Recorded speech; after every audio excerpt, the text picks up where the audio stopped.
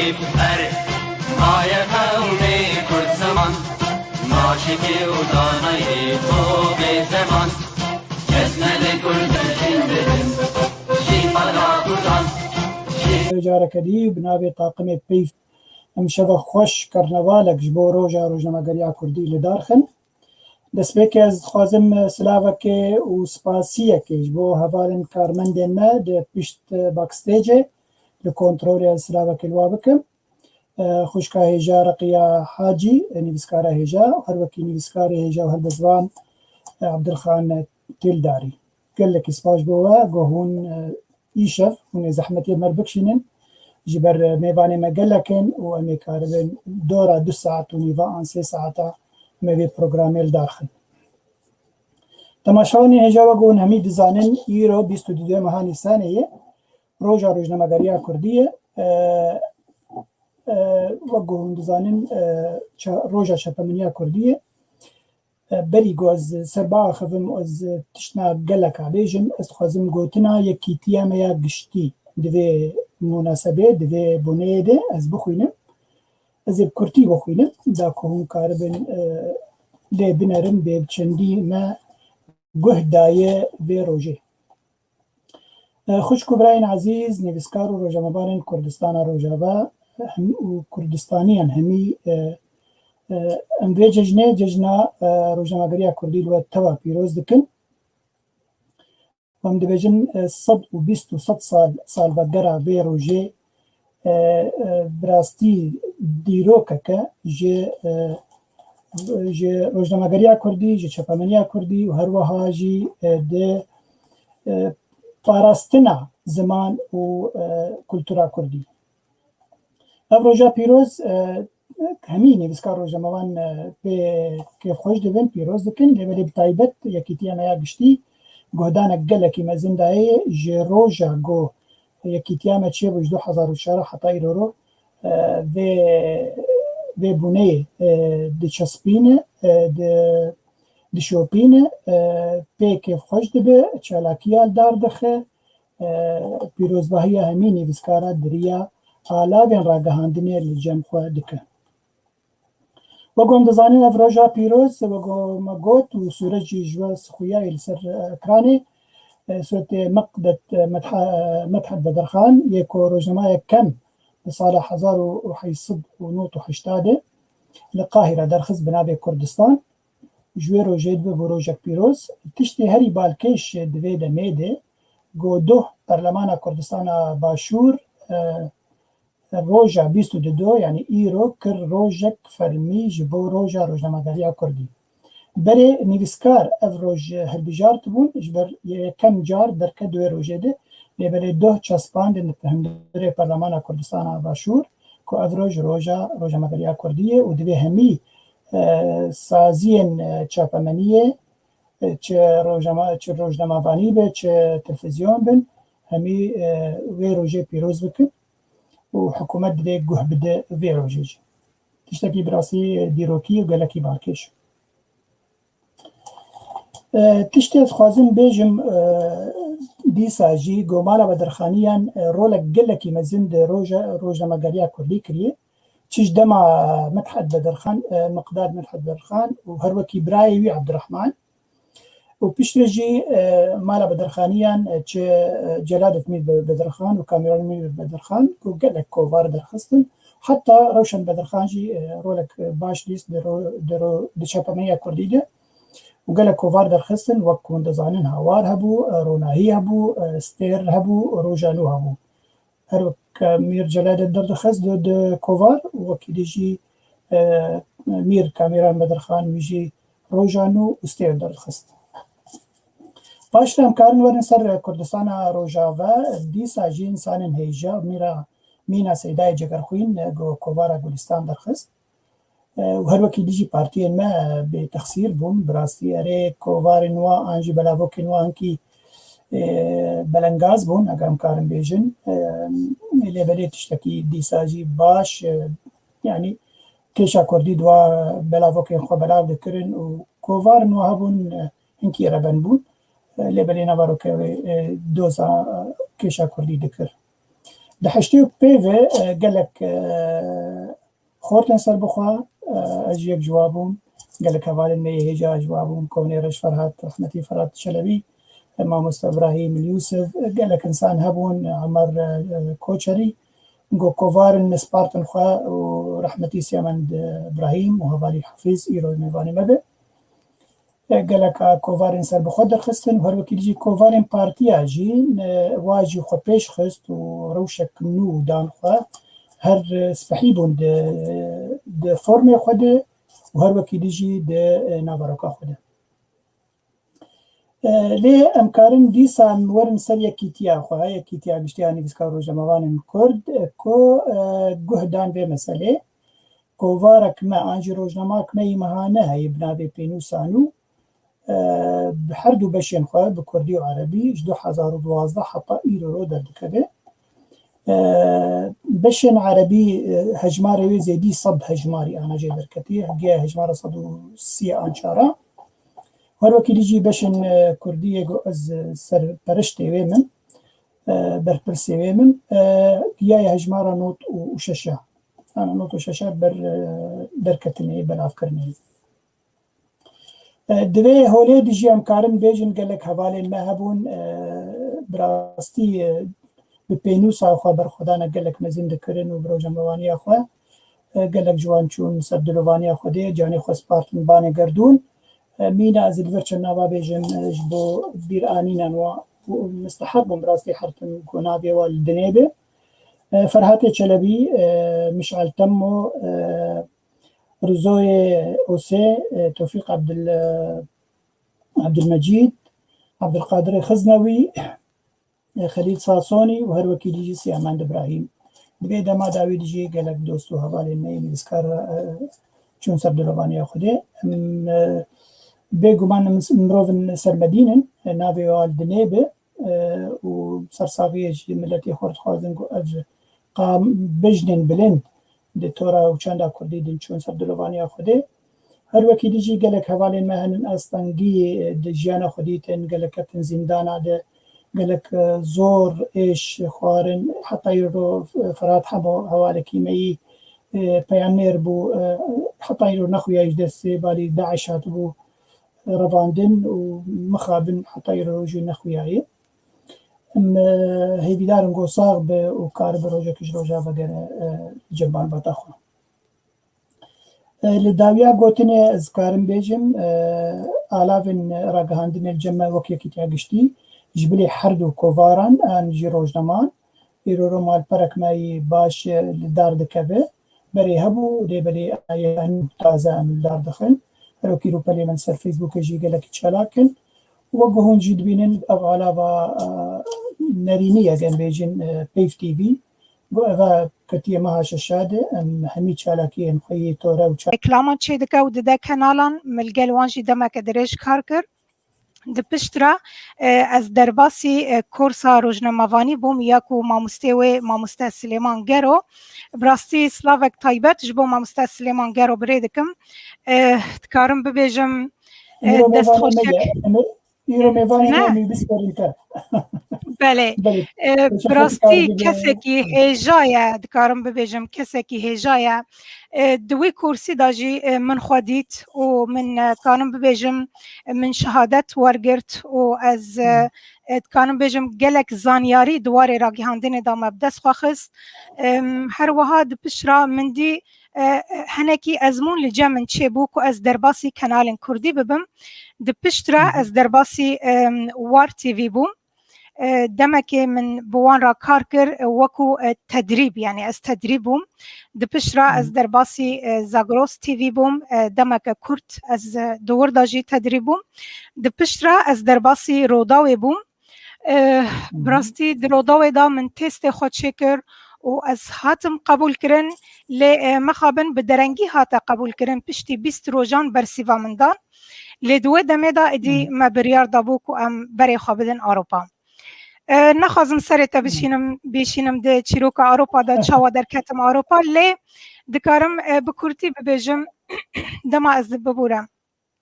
دم ام هاتن اوروبا بگومان ام حمید ویر و شیرا بلکی در باس بون ایکون لاوروبا جیان دکن دزانن جیان لور چقاسا قرصا و زحمتا حتی مروف بکاربا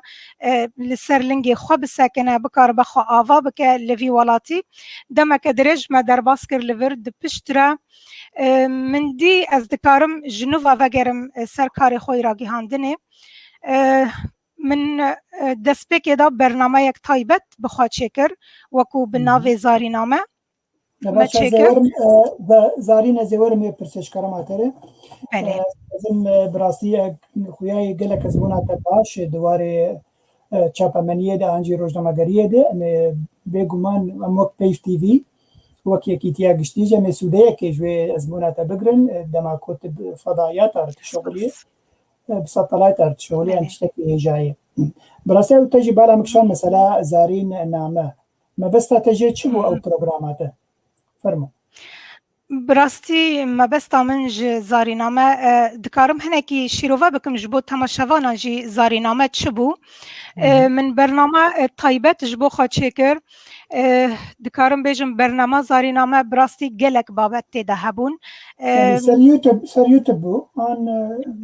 بله لسر یوتیوبو من چکر و وکو من گوت گلک بابت تیده هبون دکارم بیجم سیاسی بو هنری بو جواکی بو دکارم بیجم آبوری بو یعنی مگلک بابت تیده وشاندن ده برنامه زارینامه دا يعني أرمانجا من جوية كي كو أزبري خابدم كسن سركفتي لأوروبا براستي دما مروف ببينا لولاتكي غريبي لولات غريبية خاصة ولات أوروبا وكو ملتي ما عم ببيجن كردين لولات حزر دكن هر جيان لفر أسانة هر تشتكي مروف دكار بخازة دكارة بك ليت خازم فيا كيروني بكم براستي نوكو أو دبينن كو جيان لفر أسانة مروف دكانة هر تشتكي بخازة بك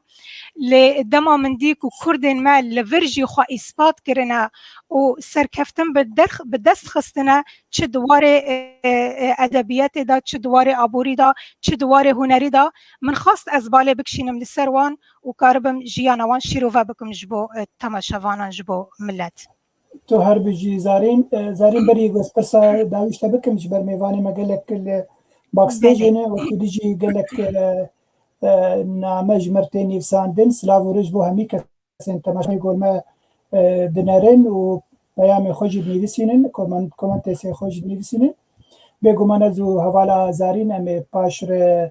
هاگا پرسن وهابن امي الپرسي وجي وگرن و سلاف جبني حتى سريج بو همي بيقو من بسكارن هجانن وبن اكاديمينن سلافي مو ريزا مجواره تباره زارين پرساد سيازي بكم و پاشر از میوانی خوبین سر اکرانه راگه هندنا کردی دوی ازموناتیا هگم به کرد ریج چاو آنت بمرخینه یعنی چاپا منیا کردی راگه هندنا کردی بله ما مستعجي جالك درجة نادم جبوا أما في كسيجي نخون جبركو تاني زمان ميوان ما جالك اللي أزي بكرتي برسيفا في قوتني بدم اللي بري أز درباسي قوتني ببم دخازم دريا بيف تيفيرا دست خوشيك تايبت جبو روجنا موانا زيرك وشالاك دل برجمعة أو جي خوشكا منه براستي دواري راقياندني دال لفي ولاتي جالكي بش جريا مكر جالكي بمرأة آلي كاربو دست خوشيك تايبت جبو بريدكم هر وها هفجيني من اسماعيل جلكي جبو من آلي كاربو جلكي بشتجريا مكر تخازم دست خوشيك تايبت دريا كنالا ورا جبو وان بريكم لأز درباسي سباس از درباسي برسي ببن براستي راقي هاندنا كردي بشيواي كي جيشتي نلقورا أستاكو ديتا خاصتن براستي مخابن ام دكارم ببيجن باشوری کردستان تاراده کی تدکاری ببیجی یعنی باشه لیل هر سه پارچه دین گلکی از کارم ببیجم لوازی تده هیا يعني ام هنكي بحثا روجهلاتي كردستاني بكن هاجر ام بحثا روجهلاتي كردستاني بكن براستي يعني حتى بروجا ايروجي ام کس نزانن بویرن روزانه لور چه دبن یک ورود دن خلق دچ آستنگیره در باست بر روش خلق چاوایا حتی نهاجی به شیوایی که فرمی روزانه ام کس نزانن لور در چه رود ده افجی از دبینم کو هنکی لوازی دواری راگهاندنه ده هیا هر وها هر دو پارچین دنجی وصا دکانم ببیجم گلک درج ناکم هر یعنی راگهاندنا کردی نها هر یک دکه برجواندین خوی شخصی ین سیاسی دنرین آمده حکو راگهاندن نه آزاد به و نکار به نزکی مالا کردی به و نکار به پرسکریکان چاره سر بکه حکو راگهاندن گریدای به و پرسکریکان پیدا بکه نکو چاره سر بکه دنرین آمده قال لك سباس بس تشتكي خوازم بيجم هوالا خو دمك هوال كيمي كردي روجلات وميواني من درباري واري سياسي مكون قال لك لاوازن نابي وتنا تفقرا وتنا قلت شاشي قال لك كارو خواتي دكن دي خوياي ديار قوام بزمان سوراني بنفسينن شابا من يام زمان سوراني هون ناخوينن اجون تيد ناقين يعني دي بيقو افتش تبي يعني او تفقرك وهي كاركي دكن بيقومان هيا نكو تنايا دوري ادبيات يوان راسته بگومان هيا کارو خباتی وان امریزه لکارو خباتی وان دگرم لی دماکو از دبیجم از بشوایی که گشتی دبیجم یعنی بیارن روزانه براستی حتی نها وکو ام روجاوای کردستان دشوپینن وکو باکوری کردستان دشوپینن لی روجهلاتی کردستان تنها بشوایی که روزانه بیارن وان ناکهون بردستی من بله قال لك سپاس زارين از میوان خي پیشی از هنکی پرساجه بکن دو میوانی تانا الباکستیجی نه پاش تیج کک سلیمان بکن باشه ماما باش کک حفیظ اگر تو آمده به از هیدارم کک حفیظ بین سرکای کک حفیظ تبخیراتی خير أخذ يلتبه قال لك سباس إيفارا بخير وخشيبة وجرى جنما قريا كردي لواء وهمور وجنبان وجناموانين كرد وملتي كرد تبي بيروزبه سپاس غوالا زارينه او جيب بكادرك كادري بيفتي و بخير هاتي سپاس مامستا سپاس كان انا زوتم سركراني بم زارين تك باكستيج ده كك حفيظ بيغمان سربورك تا ازمونك تا دما اسود تا وكك رحمتي سيامند ابراهيم وكك بورم هواركي السلام جبربو وكاركي براسي باش كر و دميده اسو فرمه ويجي خوشك بو ونابروكا ويجي الجور و دمي باش بو بهمي تورين خوي همي جورين خوي توري تكارينا كي بحسابي دمي جمر بك بتشرنجي او فكرهات و تشاوا اسو درخست فرمو بله براسي اسو فكره بلكي هرسي ناب مدى قال لك جارة قفتو بو سرچيبون بهتر سيامند ابراهيم جيبي بهشت بباري متوازن واتواد بيرا خوبين اگر او بما مسترزوبت او بنافكرن ما مستفر هادي چلبيبي وبرياوي قرواني مالباطا بدرخانية طبعا جيهوا بهشت سيامند قوت برياوي سربورك من كوبارا ستير دهبو كوبارا ستير بارتي حبكرتنا قال در تخص شي صلاح شتي وششا حتى بنوت يكي سربورك مي دوي واريده هبو دي ستير دي سيامند دا خويا كرن كوام تخوازن يكا سربوخوا درخينن ودوي دمي دهنكي او گفتگو هاتبون كرن سر مسلا ستير وكوباردن او بيرنجي كت دمكي دي جمارة داويج ستير ما تشابكر وبير جمارة يكي اسو مدرخست براستي هجر ام بيجن تنها اني زمانجي كواري مي جو بارتي كردي درخستن براستي هناك لاوازبون تذهبوا راست لاوازبون تذهبوا بس ام جبير نكن ام قش فين بالتوي وادر كتن براستي يعني جلستي دو بير يا روشنا مغريا كردي كر اكو بزماني كردي هات نبي ساندن يا جهي ريس قرتني براستي ادخلا وانا نلغوري خوستكي ما بو جبر بلكي كنغازي امكانياتي وانا دك هاني دغو يرن يقشنك وك اسو وك زانين درخينن براستي بلكي كاريغو كسكو دو بتايبتي سر او بكن نوع كاري بارتي كي وك مؤسسات كي انت جارنا بعربي ما تقول قطاع عام وخاص فرقه صندنا برجاري هنا كي تيد دمكي دريش تخص حتىكو شيلا فورما خذ انكي انه جنبكن تشتي باش تيد دما ما اسو درخص براستي تجيتا اني زمان هناك نهبون تذهبوا بهتر درباري ليكولينا ما بهتر وقت بسروا فوكستاني سروان وكي ليكولينين توري هنرا شوكاري بابتن دن جريداني بجياني بيجو ترميوان هناك يلوبون زمان كردي وك غوتارين تندرستي وبذي اوايبو لمخابن يعني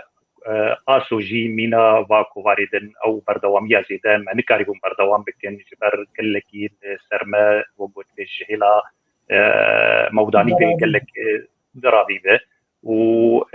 بتشاوا بدزي برهم هاتن دان هاد بدزيد هات شاب كرن وبدزيد هات شاندن بدزيد هات بلاف كرنجي او بهاي وانا زور بو بجين بردستي ما جبر بينا من ناچاربون شتي چند جماركي ام راوستي لي دما خد براستي كوفاري مي كردي دما خد وغور ريجيمك يوكي ريجيما سوري وشاخي مينا شورشكي براستي دواري روجنامه گريا كردي ودواري بلابونا چاندا كردي جو اوي هشت جو وكي نافتيدانكي وكي هيزكي خرطبونكي تك هذا كوفارين بارتيا جي كو بارتيا درخص اواجي بهتر جهدان بش آلیه فرما وید وش آلیه نوارو که بهتر تیهات کرن دیده مخواست بز نادی حوالی خواه جمارتن جنابوان ودیلی خوشبوی عبصمت داود نادی ویجبیر کربو اوجی و بود به لشکرک نبندیبو بمر وما مستکی ما هبو اوجی بمر حتی انها ودی تمنکی دریج و برهمدار بدیه ده زاگروسی حاجو براستی تیمک گلکی خورت بود ویده مید کار دکرن هذا إيجوش يزيك أم بهبرابون أو نا بيجو مان دكوباري دندة تاني زمان وكي كردستان وإيه البخار أو جهبون أو بيحتر بالكي هاك هبال مني دنس كاربن سروا دندكن.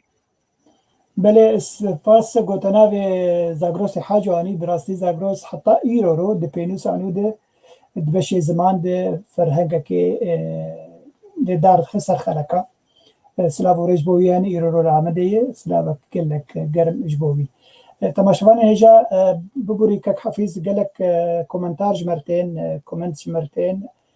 نكارنا أنا بخوينن ما قبل كده بنافدهم جارنا ولو بخوينن إذا بدار مش كان خوشناف موسى أنكي كرت بك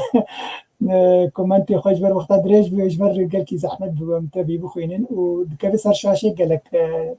مساحات يدبره من باش الوافا قالن حفيظ تشتك يعني دمك وتدستير دكاركر باش تداسو كاركر بس دمك دريش تدفجرو جما قريه برداي خير يعني او تشي سدمبو تبري خدا البستت نما دس نفساندنا بخشانكر او تشي سدمبو براستي هل جبري من نيسان بريز دست روجنامه قريه جي بكم دواري روجنامه قريه دخبتم هل جبري من نيسان وكي ساويرة كيبو بمرة وتانها بردوام ديد بفاشي بابتي روجنامه قريه بلو هناكي هات راوستان يك بلكي هيزا من هات دا بشكرن سر قلك هلا بهتر مد واري ما في مروفا بشي 2004 مقديس اسكارم دورد بهتر خباتكي برشاب و اسكارم دورد بكم بهتر جو اسكارم كارك وقت بكارتي كرنكي خرط بدواري ما في مروفا بهتر جواري روجنامه قريه دوشاتي برشاب وكو روجنامه قريه كرد هنو او قفداوان شيمتي وبلاف دبه وفراد بهترج وينا ابيك يا دويتي هناكي مسالات سيكولوجي بمره بشتي قرتنا من 2010 هذا ويسين هموهات قرتن حتى سيصلا من بيسان النكر بجارك حتى هاجي او نرموكي سينوركي تنبرا منو نبيسين دهيه بلكي دا هردمتو غازنا جمدك تبيت مرهمي خناشي نبراستي نبيسا خوي قواس شين نماج قواس دنبسين مجارك نماج متي جارك دن استراس بك مازلي بكرم هناكي منو نبيسين نبرا منو نبيسين دجهلكي ونبرا منو روجنامه قريه دجهلادن بله گلکی سپاس پرسک داوی از اشتباه کن پایش رو داشته بردم براستی گلک هوالو داشتن هوال و سلاوی مورز جبوانن سیاست مدار عبدالباسط حمو سلاورز هر وکیلی هوال که من محمود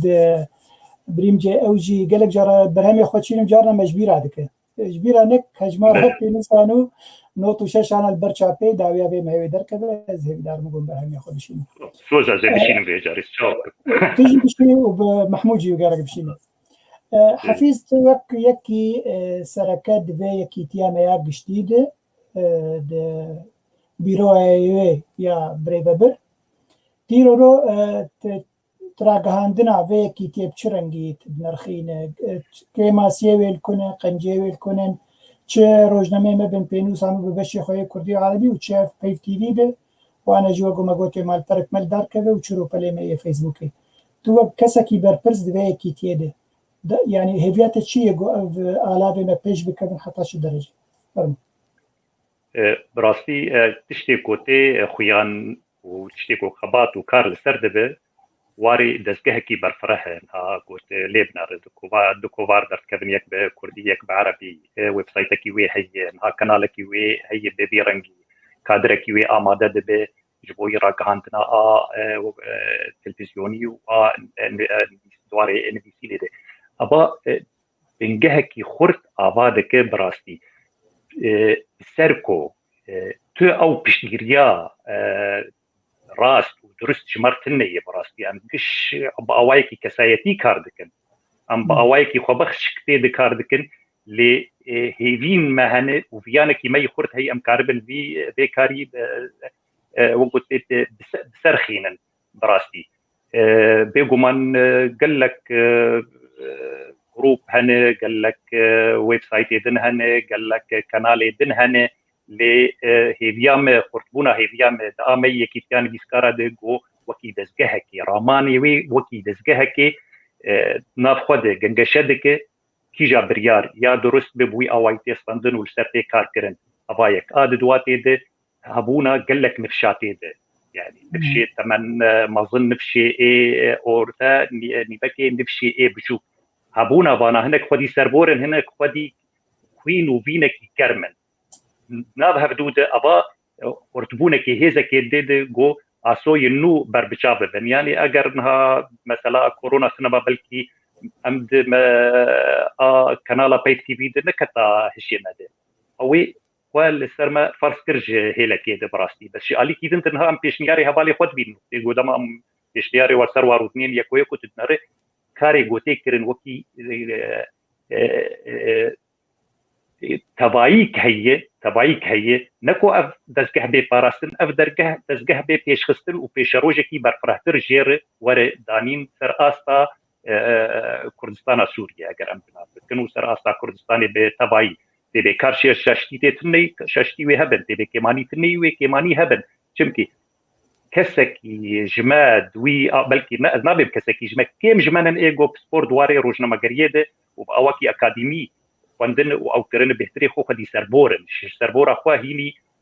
ريا راستو نراستو نتيده بفي اواي مخابن ام دفردجي مكار دكن يعني كلك جارا هاري وي كيماني هبن ام بهبين كيماني هبن سينغا ما بكري هبالي مي كي بيروج كسي در برجي و تبينيه وهبن ان تشاوا كاربن كارو خباطا خو بيشخين دي واريده ان كل كي بوا كي فشو سربلند بن وختيغو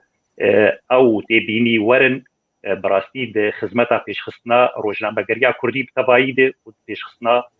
آلابین کاریمه ده وکی ایکیتیان دیسکار گلک سپاس هجا حفیظ کاسوت مفقر انکی باش مش فطر سیه لما بس تعليق محمد الشيخ أبالي محمد الشيخ والسابع بو خسكا مفقر ينجبره سلاف وريج بو همي كساب راسي قادو شيرينج سلاف وريج بوي أبالي ما يكفن ونو درجة برنامج دقل جو جيرنا انكي غازنا جمد كوتشن فينيا دكلي بلين درجة برنامج كات محمد شيخ بيجي طبعا سلاف وريج بوي وججنا بيروز كات محمد هبار كيمي عزيزة ودوس كيمي كفنه دبيجنا همو روزنا مبانا ودرسوزن كرد وكردستان بيروز با نمازا نفشن دست بي ونفته انجي نفشه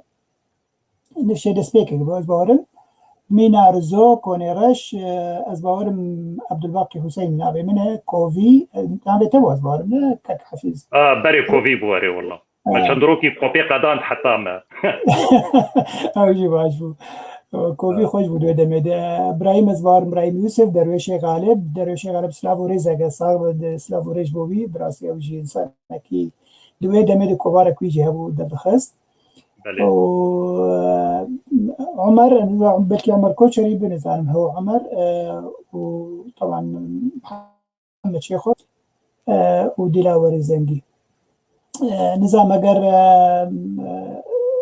محمد شيخو كما ناف مراس كوندبن شيخو نظام كي شيخو از باورم گرکتوبه نظام وهو عمر بس كانت ناده وحردو كباش بنفسي بوهم باش بخوين وسلافوريج بوهمي كسا سپاس كاك حفيظ انا از باورم بفتة رجي وجهمو تماشفان وهموش تماشفان وكاك محمد رجي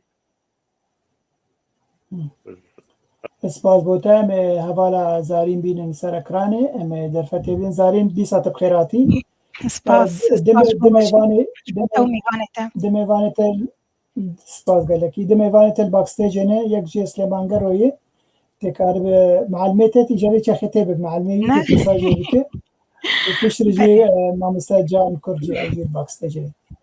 كاك سليمان بين سركانه كاك سليمان بخيراتي خير وين ريا ايفار باش و پیروز به روزنامه‌نامه کرد لوا و لهمه حوال و خوشکی میدارد همه ملت می کرد کردستان لحد پیش پارچه کردستانی ان شاء الله امکانه بن شبکه خوش خبر در باز بکن و بنگه هک کار کی باش تصابه نزاق جم کسکی انترنت لازم کرم بکزارین درفت اشتراکی بله تماشاوانین هجا جارك دين روجنامه‌گریا کرد لوا و لهمی خباتکار و لروجنامه‌وانین کرد پیروز دکم میوان براستی هیرو گلک خالن گرینگ هند واری را گهاندن دا امی لسر راوستن میوان مین ها درزه دا کارم ببیجم کسایتیه کی خلکی کوبانیه ام همیجی وی ناس دکن سیاست مدار و روزنامه‌وانه کی ناس کریه ماموستا سلیمان گرو تبخیر هاتی ماموستا خيردار بزاين خان زقل كيف خوشم وهيرو دمر يعني ما بيشي دجوار دغوت از هيدي ما كو بيشتي صارك يوم ببنا مع مسلمه ما شاء الله نهو مع مسلمين قال كيف خوشن وبيروز روجا ما بانه كلتا ولا هم خوشكو حواله ما درار وهم ملت ما پیروز بی سپاس ماموستا دست پی که دا دخوازم هر جور دا دست پی بکم ماموستا سلیمان گرو کیه تا چقاسی دواره راگیهاندن دا خدمت کریه والله حتى بشخصي اسكان بهم یک سدي خدمت کری یعنی واره کار راگیهاندن کارکی وکی بحرك مثلا يعني كو اسكان بهم سدي یک خدمت کری او گلک شکی گرنگه يعني راگیهاندن وکی زانست علوم الطبية زانستي بزيشكي دائما تطور تباهي يعني اما جي عملية امكال بناوين طبعا غير جيجان رياوية انها يعني مكانه بسدي يك غزمته كاري بكره كاري روزنامه‌وانی و راگنکاری او قال لك باشا من هيفينا كوير وانت وان بكن وان شاء الله وانا قال لك تشتي جرينج وانا صحي وانا غزمت الملات ما بك انا وراتي ما بر بحاجه يعني مروفه كي كرديما بقول كرديما تماما يعني بازم فيجم يعني راجعين بنقها افكرنا مروفانا ومروفي ازاد وراتي ازاد يعني بناء الانسان الحر والاوطان الحر يعني اعلام زور جنجاوي دريدا يعني افكرنا مروف افانبي ولا مروف افانبي يعني ولا في افانبي يعني هيفينا ولا افكرنا مروفكي ازاد يعني برسكبتشوك اللي بس هزار سمينار محاضرة بيجريجن كوكو مرزنا ازاد معنا خوشي تشكي ازاد يعني بر شاف جريجن كومر سر بنك بك ويمكن امريكا حق آزادیش بید. راسته برزگرو ام حمید زانن کو تا گلک کورسات راگیهاندن لدار خستن چکرن لباشوری کردستان دکارم ببیجم بسدان جی جوانن روش آوای کردستان ج کورسن تا درچون و نهاجی دزگهن راگیهاندن دا کار دکن د تلفزیون کردی دا وکو روزنامه‌وان کار دکن خازم زانبم هستن تا چیه از یک جواک حسانم طبعا قال لك كيف خاشن نبس لباشوری کردستان مال بری باشور جی مال روج آوا و پشتی و 3-4 سالان بری جی مدیسا شو دور ما يعني دو كورس لروج آوا جی شكرا جا قطار بمرة راجعندن يعني براستيني هم علم زانست پشتی و هنر يعني بس الا راجعندكار وهنرمند يعني اوانا هنر يعني موهبه وزانسته يعني فبيشي لك هنر اما وكي عند زياره كي مهندسه خريطه نقشه شيء كان او بابا بالك يعني نبینه کلیات دن کو سالان بخونه ایکو کو رغبت هبه شوان پرور دبیجه من دنگی مخش و بس از نوم هنرمند مضبوط پشتی کو یلماز بونی از برم من فیر نوتا موسیقی بون اما جی امجرا نوتا اعلامی جر شده كان يعني كنت ولا مخمم هبه هي يعني بعربي كردي دبيجن روجنامه‌وان جدي خود غير روجنامه‌وان يعني الاعلامي الصحفي يولد من بطن امي صحفيا يعني بس كاري ما دوازن وين موهبه بالرنجكي برياك الراس وبرنجكي خوش تيدا بشين زكي هيك دوازه روجنامه‌وان او راجنكار يعني ما للرجاء كريم اللي باشو كريم حتى الأردني هناك كردي من الأردني هبوا ما سيكس والمجموعة رجي وشغي كريم ما تقص يعني القدرين راجع كار يعني بريطاني جد بيجل دبين سلطة يكي هنا أشارنا دبين طالما تنتقد الملكة فالملكة أعلى سلطة في البلد لذلك راجع كار رولي خجلك هم رجعنا وكي سلاح ذو حدين يعني ده وخانا بنائي وتدميري ما تخص برانكي أفابون برانكي لازم شكل بيجان قانون ده يعني روري خوي جرينجا مهم تسبيك كده لازم بشر بكي إنسان ومعادلة قالك مهمة بشر بكي إنساني نقل البشر إلى حال إنساني فرق في حرب إنسانك بشر اللي حرب بشرنا إنسان تشتا هري مهم جرينجا كوكوراجان كا دوازه غاية عمد ويتيكسك ما بعد مشارح ذكر يعني ده نبس ورا ماكوس رجعتني ماكوس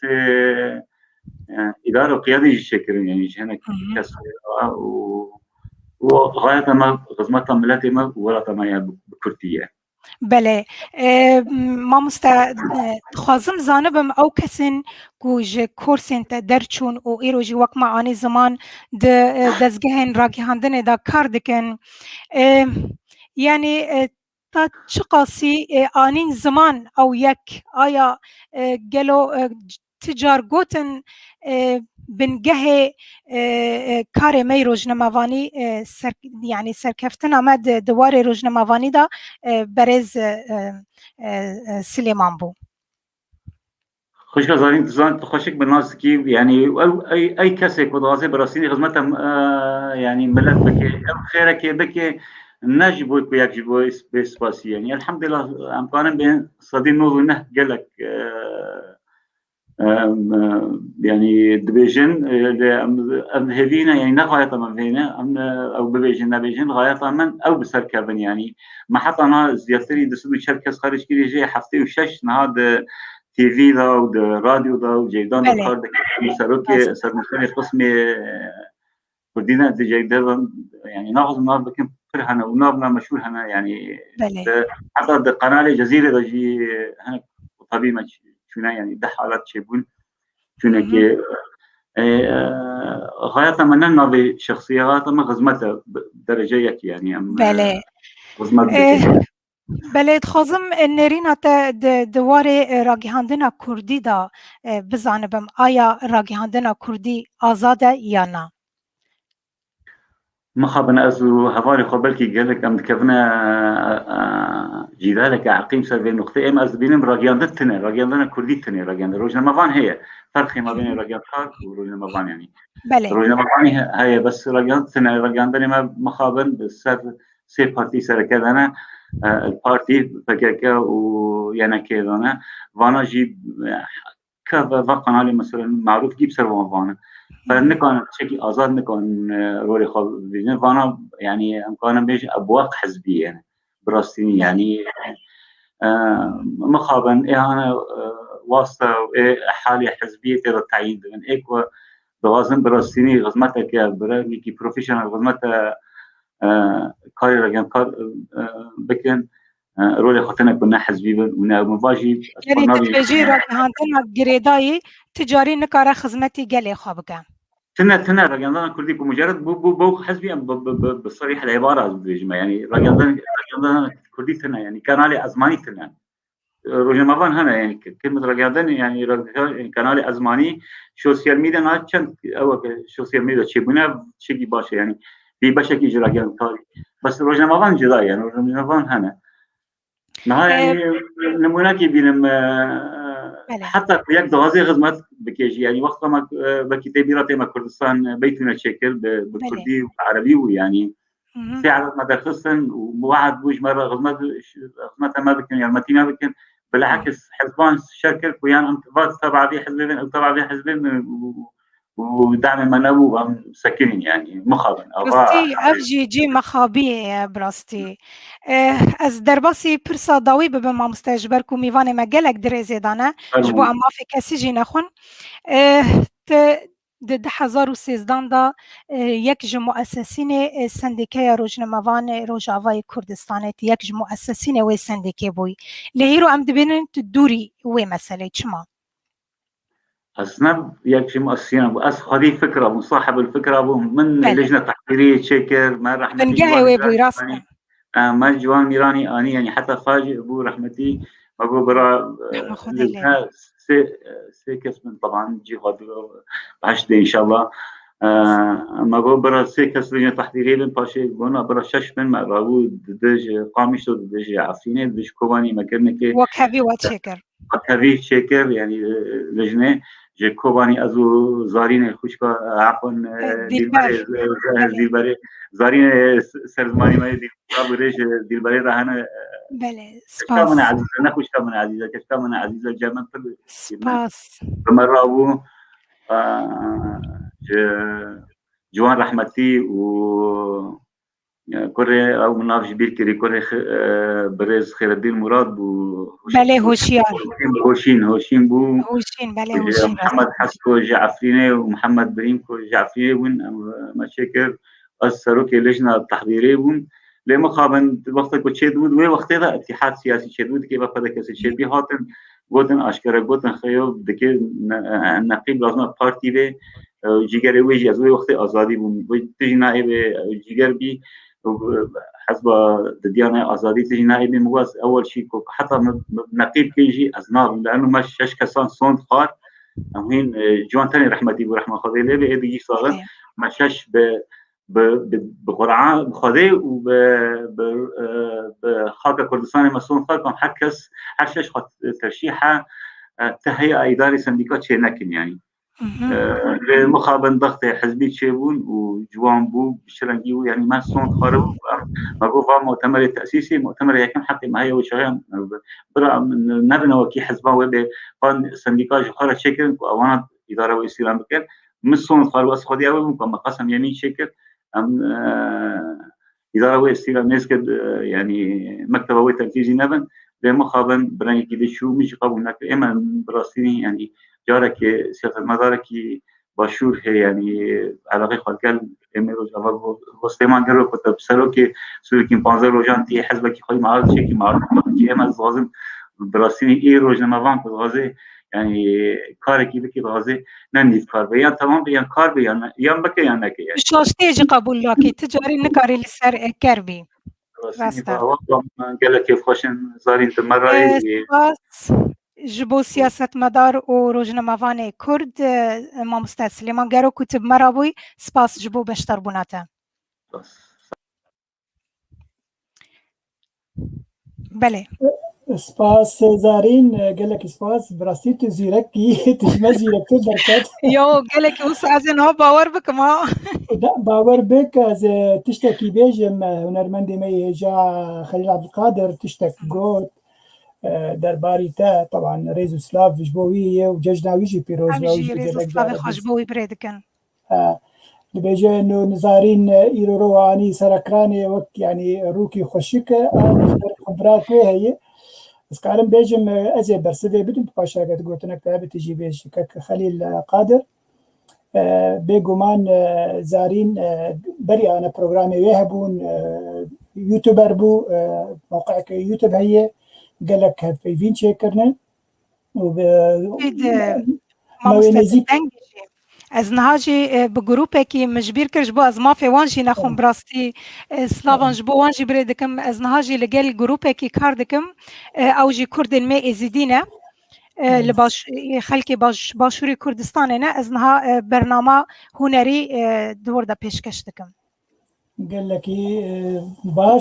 باش وانا برسلك خليل ده قال ميفانك مل بندي من الباك ستيج زي هوالا مزگین حسکو بینم سرکرانه مزگین مای کاتگورتی بری هرشتی بخیر هاتی بله دم باش بچکی هنکی جالیم و انترنت دنگی و نزلالتی انترنت جمتا خویای ضعیفه براستی من بریکفون گرتش برویکی از نزان ملو هنکی کرت هیا جمع خوشته دنك خوشته بس زي بدم ناس كرم بهوالا ميزارين جمعة وجيب بكادرك بيف تي في ونكارن سلافا كلها بكن مزگین خان تو بخیر هاتی سپاس دکم سپاس زارین خانم كيف خوشن گو تجي جبرگو خدانا زمونکی و پیدویا براستی کانال ما و پایف تیوی بوان کسین بسپور هنا و بیا سرکفتنش ترت خوازم براستی سپاس هیوی دارم ام جی کاربن وقت به خدمتکی باش جبو پایف تیوی و جبو گلی خوابکن تو هر بيجي زارين باش زارين تكاره هر باكستيج ازو هوالا مزگين مي بري خو بدن هف بس بري برساج تبكم مزگين هوالي ما خورشيد خوشناف موسى بحثا دكو وارا كر قود دما خود بارتيا بيجورو دردخست ناوي گلستان و پاشر بوهار كارم بس وقتش تكي جيس الراس بكم بوهار دوی دمه ده نبس پیشورو دردخست هفبندیه تفگرا کردی لسوریا اوی دردخست و کمیتک جگل کسان پیک آنی بون از یک جوا کسین کو او کووار بریو دبر ناوی بوهار بو ازو کت رحمتی فرحات شلبی قالك اسپاش بو وزانیاریه که خوشناف موسا هر وکی دیجی که محمد شیخو دو نابني بيسان دي بمن زاني بخوينن سلابو رج بو هردو كسا مبستاوي حيدر عمر وعبد المجيد شيخويه سلابو رج بو هردو كسا يرو عبد المجيد شيخو د كوفارا د روجنامه بورينن بينوس عنود نيفسينه رومانه كوي هي نو تازه بخاطر تا برلين سرخ لك دادخ بينوسان باش مزگين بري هرشتي رو فيف روجا روجنامه غريال تبيروز دكم سپاس اجی روجا روزنامه‌گری کردی لوا و میوان نوا و لبینارن پایف تیوی خوشویست و حوالین لپاش اکران براستی افروج و پیروز به هر وها ایرو فی خستنا موما دهان یا پینوس الکترونیک جی ام پیروز دکن و هر وها بریارا گوده در کجالی پارلمانتویا کردستانی گو افرو فرمی ایدا هاتا داناسین و پیروز کردن بله بگومان معنی زمان دسپیکا پیشگوتنا خوده و تشتکی گلکی دیروکیه و بیستو دمه ها چسپاندن و کروژا روزنامه‌گری کردی لهمی کردستانی بس تشتکی یکی کومنتارک نویسنده و بناوی باب محمود به از نوت سالیه روجا روجنامەگەریە لوە تەوا پیرۆز دکن بەس ئەگەر ئەو نەعاجز بێ ئیرۆ 123 ساڵ دەرباز بوویە لەسەر چاپا یەکەم یا ڕۆژنامە کوردستانی یا هێژا میر مقداد مەدحەت بەدرخان دەرخستە بوو نە 123 ساڵ مزگین ئیرۆ یەک ژێ کەسێن کۆپێنووسان و بەشێ کوردی تبرێ بەدەبێ ئەگەر ئەم بەگەرن دیرۆکێ ji dema ko Kurdistan rojnama Kurdistan derket 1898 heta îro hegen bigên pênûsa nû dikare wilo ji mer bi gelemperî vê dîrokê berbiçav bikin براستی پرسکە هێژایە گۆ مرۆڤ دێمەک مرۆڤ دەست پێت کە ئەمێ بێژین دۆه و ئیرۆ و سبێ دۆه ئەوەرم ئەنتەرنێت li cem hevala me mizgîn sekinî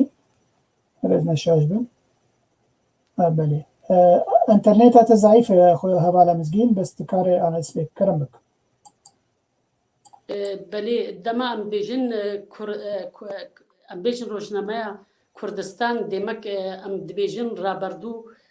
ئەو ڕابردووە ڕۆنیدار ئا ڕۆژنامەگەریە کوردی بەلێ تەکەس بەری ڕۆژنامەیە کوردستان هەن نویسین هەن پەرتوکێن بە کوردی پەیدا ببوون لێ بووی شێوەیە ئەمێ بێژن فەرمی گۆ بڕاستی مقداد میر مقداد مدحەت بەدرخان لە قاهرێ دەست وەشانایە کرد و هینا وەک شێوەیەکی گۆ مرۆڤ لێت vegere carayekê belkî tê nagihêjê çima wisa lê hino hino gô mirov carekê duwa xwe Kurdistan ji çar û pelapêk hat di hejmara yekê de ew em piçekî ser wê guherînê bi çilo çêbû çirawîskên gotê de mîr miqdad Medhat Bedirxan tê de ji xweşert û mercînûdanê dibêje ez ê 2000 کۆپی ژێ بگهم بێ بەرامبەر هەرچار ینی بەشی کوردستانê da xelk jê mufadar bûn lê gor min xwendî balkêşe got miqdad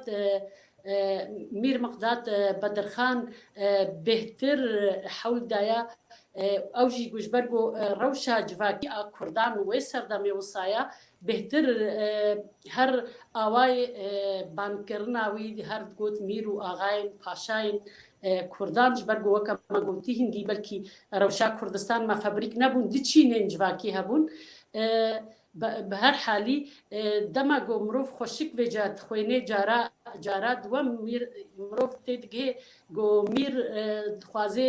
weke wê pêlê bi kar bêne pêla ئەمێ بێژن ئۆلا ئیسلامê û حەدیثên pêxember wa bizanebûn têne yani cara yekê mirov yek dixwêne dibêje çima wisa cara duwemî de hino hino wa klîtên biçûk wa çirawîskan hewl didê got civaka Kurdî hişê civaka Kurdî wê demê bi dirya weke got dibêje çawa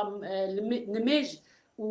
rojî ferzin wisa jî ilm û zanist ferza wisa hejmarayekê hejmara duwem çirawîska duwem tê de mirov çi agahiya dikarê bêne ji bo rojnamegeriya me îro piştiya vên jarê tênim îdî em ê bêjin behsa em ê memozînê dike dibêje tê de dibê 710 salin memozîn heye dêmek 123 sal mirov dikarê tê bigihêje got temenê memozîn em bêjin nêzîkî 303 sala ji ber got mîrê botanê ew kesê got pêşî bûn çi berhema hebû weke dibê bi xetê distî ji ware kopî dihatin nivîsîn û bi kar tanîn vêce dibêje ez mij divê rê de mîr dibêje divê rê de mij vê baştir neke dêmek heya wa xweşik jê hebû ji wê ew bilindgoya netewî ya Ehmedê Xanî em ê ji wer weke dibê bilez hinekî herin hejmara çara şeşem hejmara şeşa got birastî hin dibê mixabin îdî ji Qahîra çû Cinêv dibêjim spasiya xwedan belkû got bi nêrînek kesaneya got çû Cinêv ji ber got wê çaxê îde mîr Abdirehman Bedirxan tê îdî ew bilindgo nema dibêje gelî belkî carekê derbas bê gelî paşan û axan û îde dibê gelî Kurdîn û îdî mirov tê de ew hişyariya netewî yanî dema mirov Kurdistanê dixwêne ew çirûskên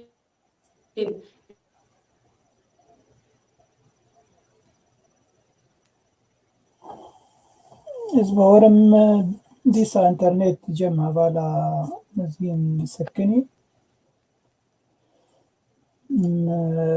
نزابري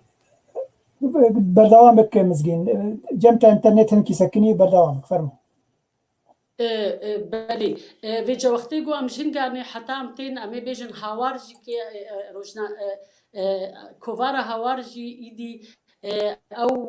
گلک تشت جویده گرتن جنگی حتی نکاد سردما پینوسه دا ایدی براستی گوهرین المزن چه بون گلک گوهرین المزن روزنامه‌گری ایدا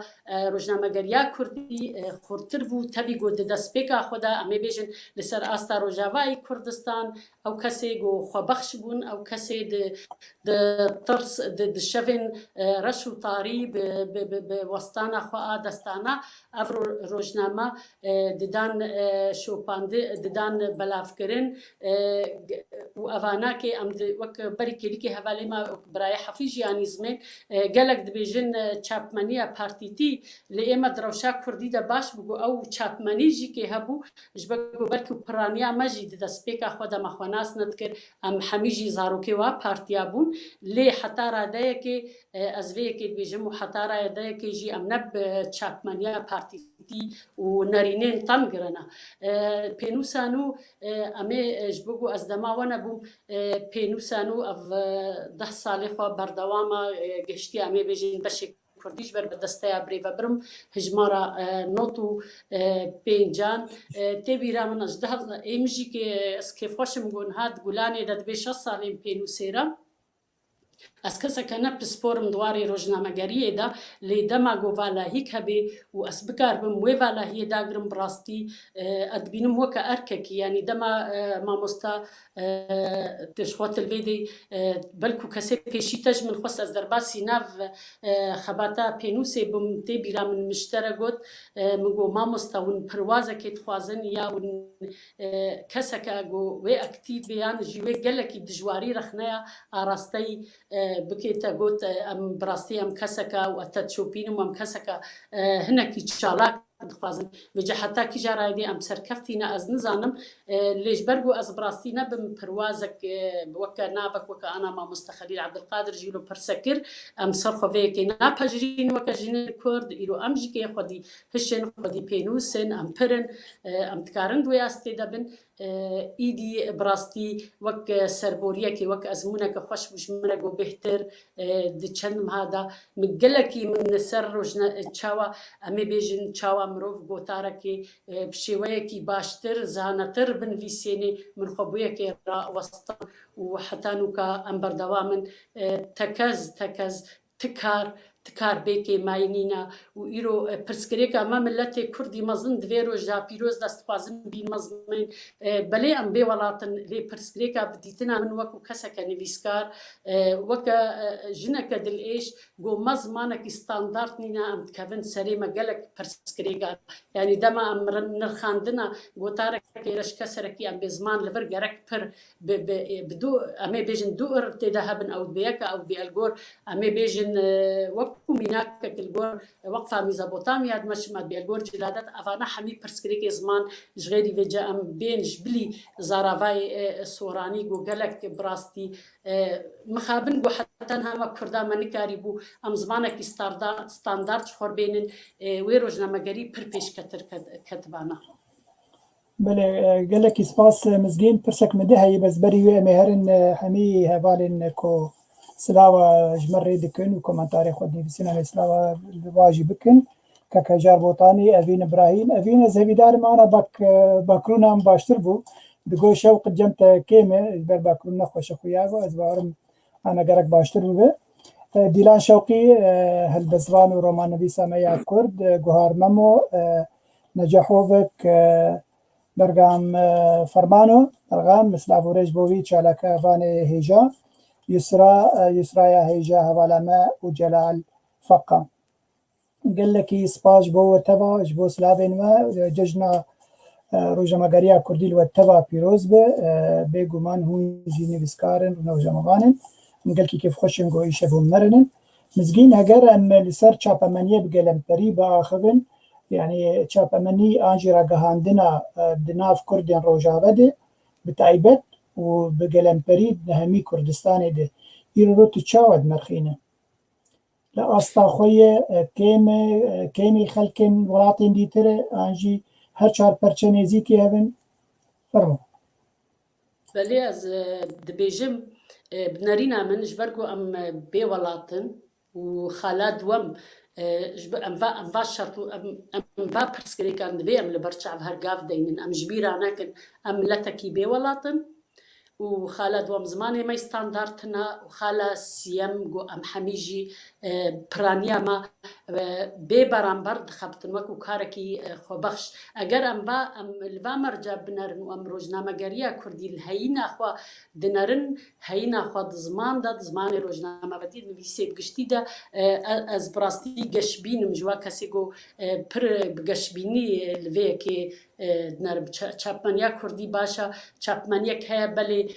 هنکی نرینن حزبایتی پارتیتی تنگ هیا لیرو که ام بیجن وک نمونه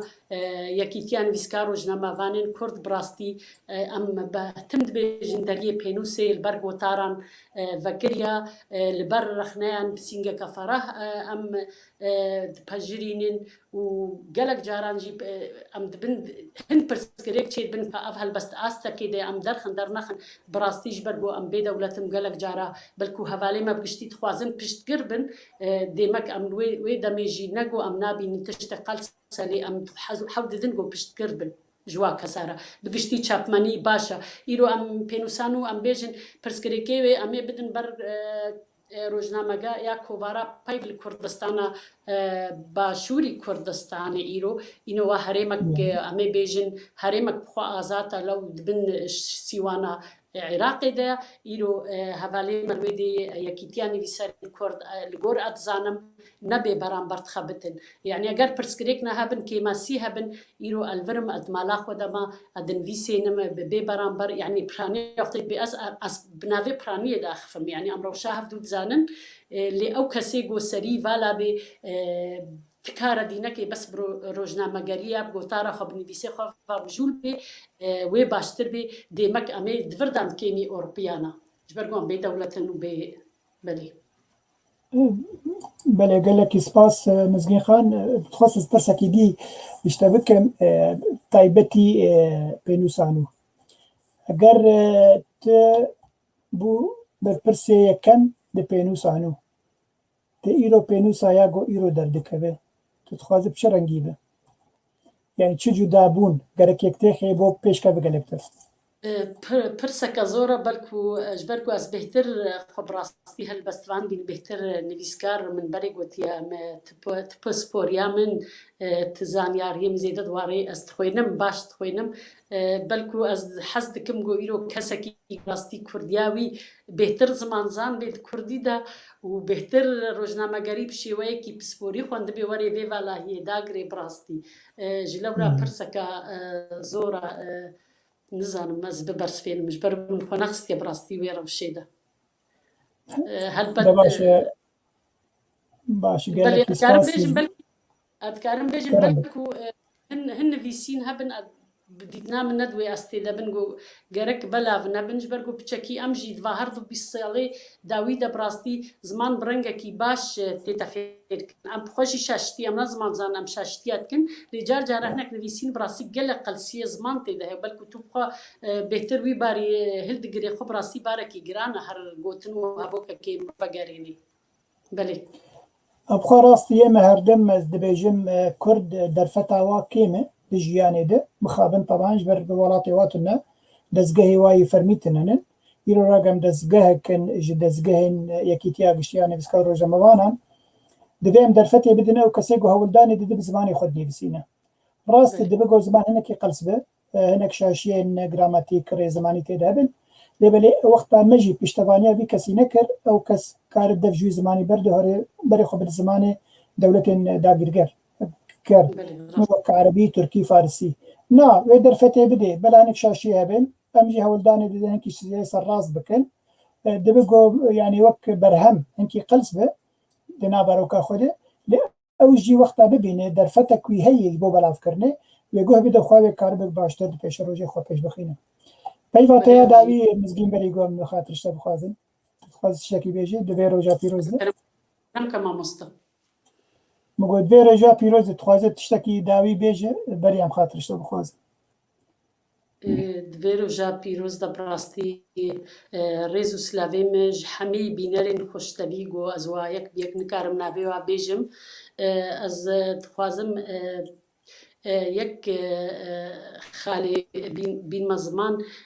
گو روژا ام بیجن روژنامه‌گریه کردی ایرو جهه گلکی براستی دلیم گلک جارا تیشه وقتی گو ایرو تلویزیونک از وی پرسکریکیان میشه بین مزمان